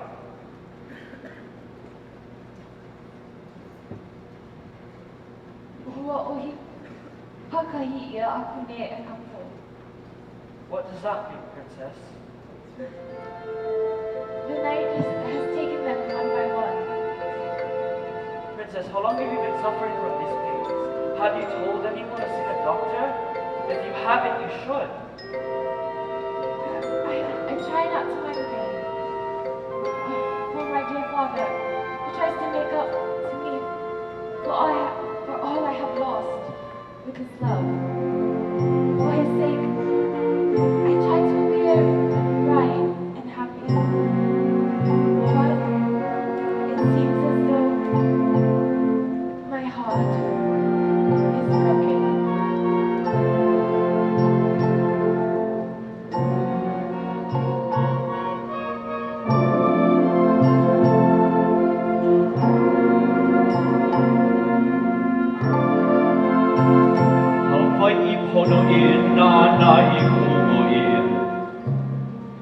And ye those went aside and swept from sea to sea o'er rain tides swept, those storms fling on and tempest leaps, dark midnight past the princess sweeps.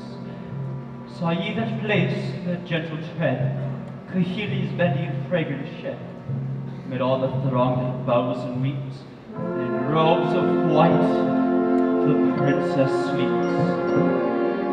Know ye the crown, no goldsmith arts, but forged from 1,000 arts. For she who knits and changed her fate was gracious triumphing o'er her fate. And for such the world in homage keeps a crown, although the princess sleeps.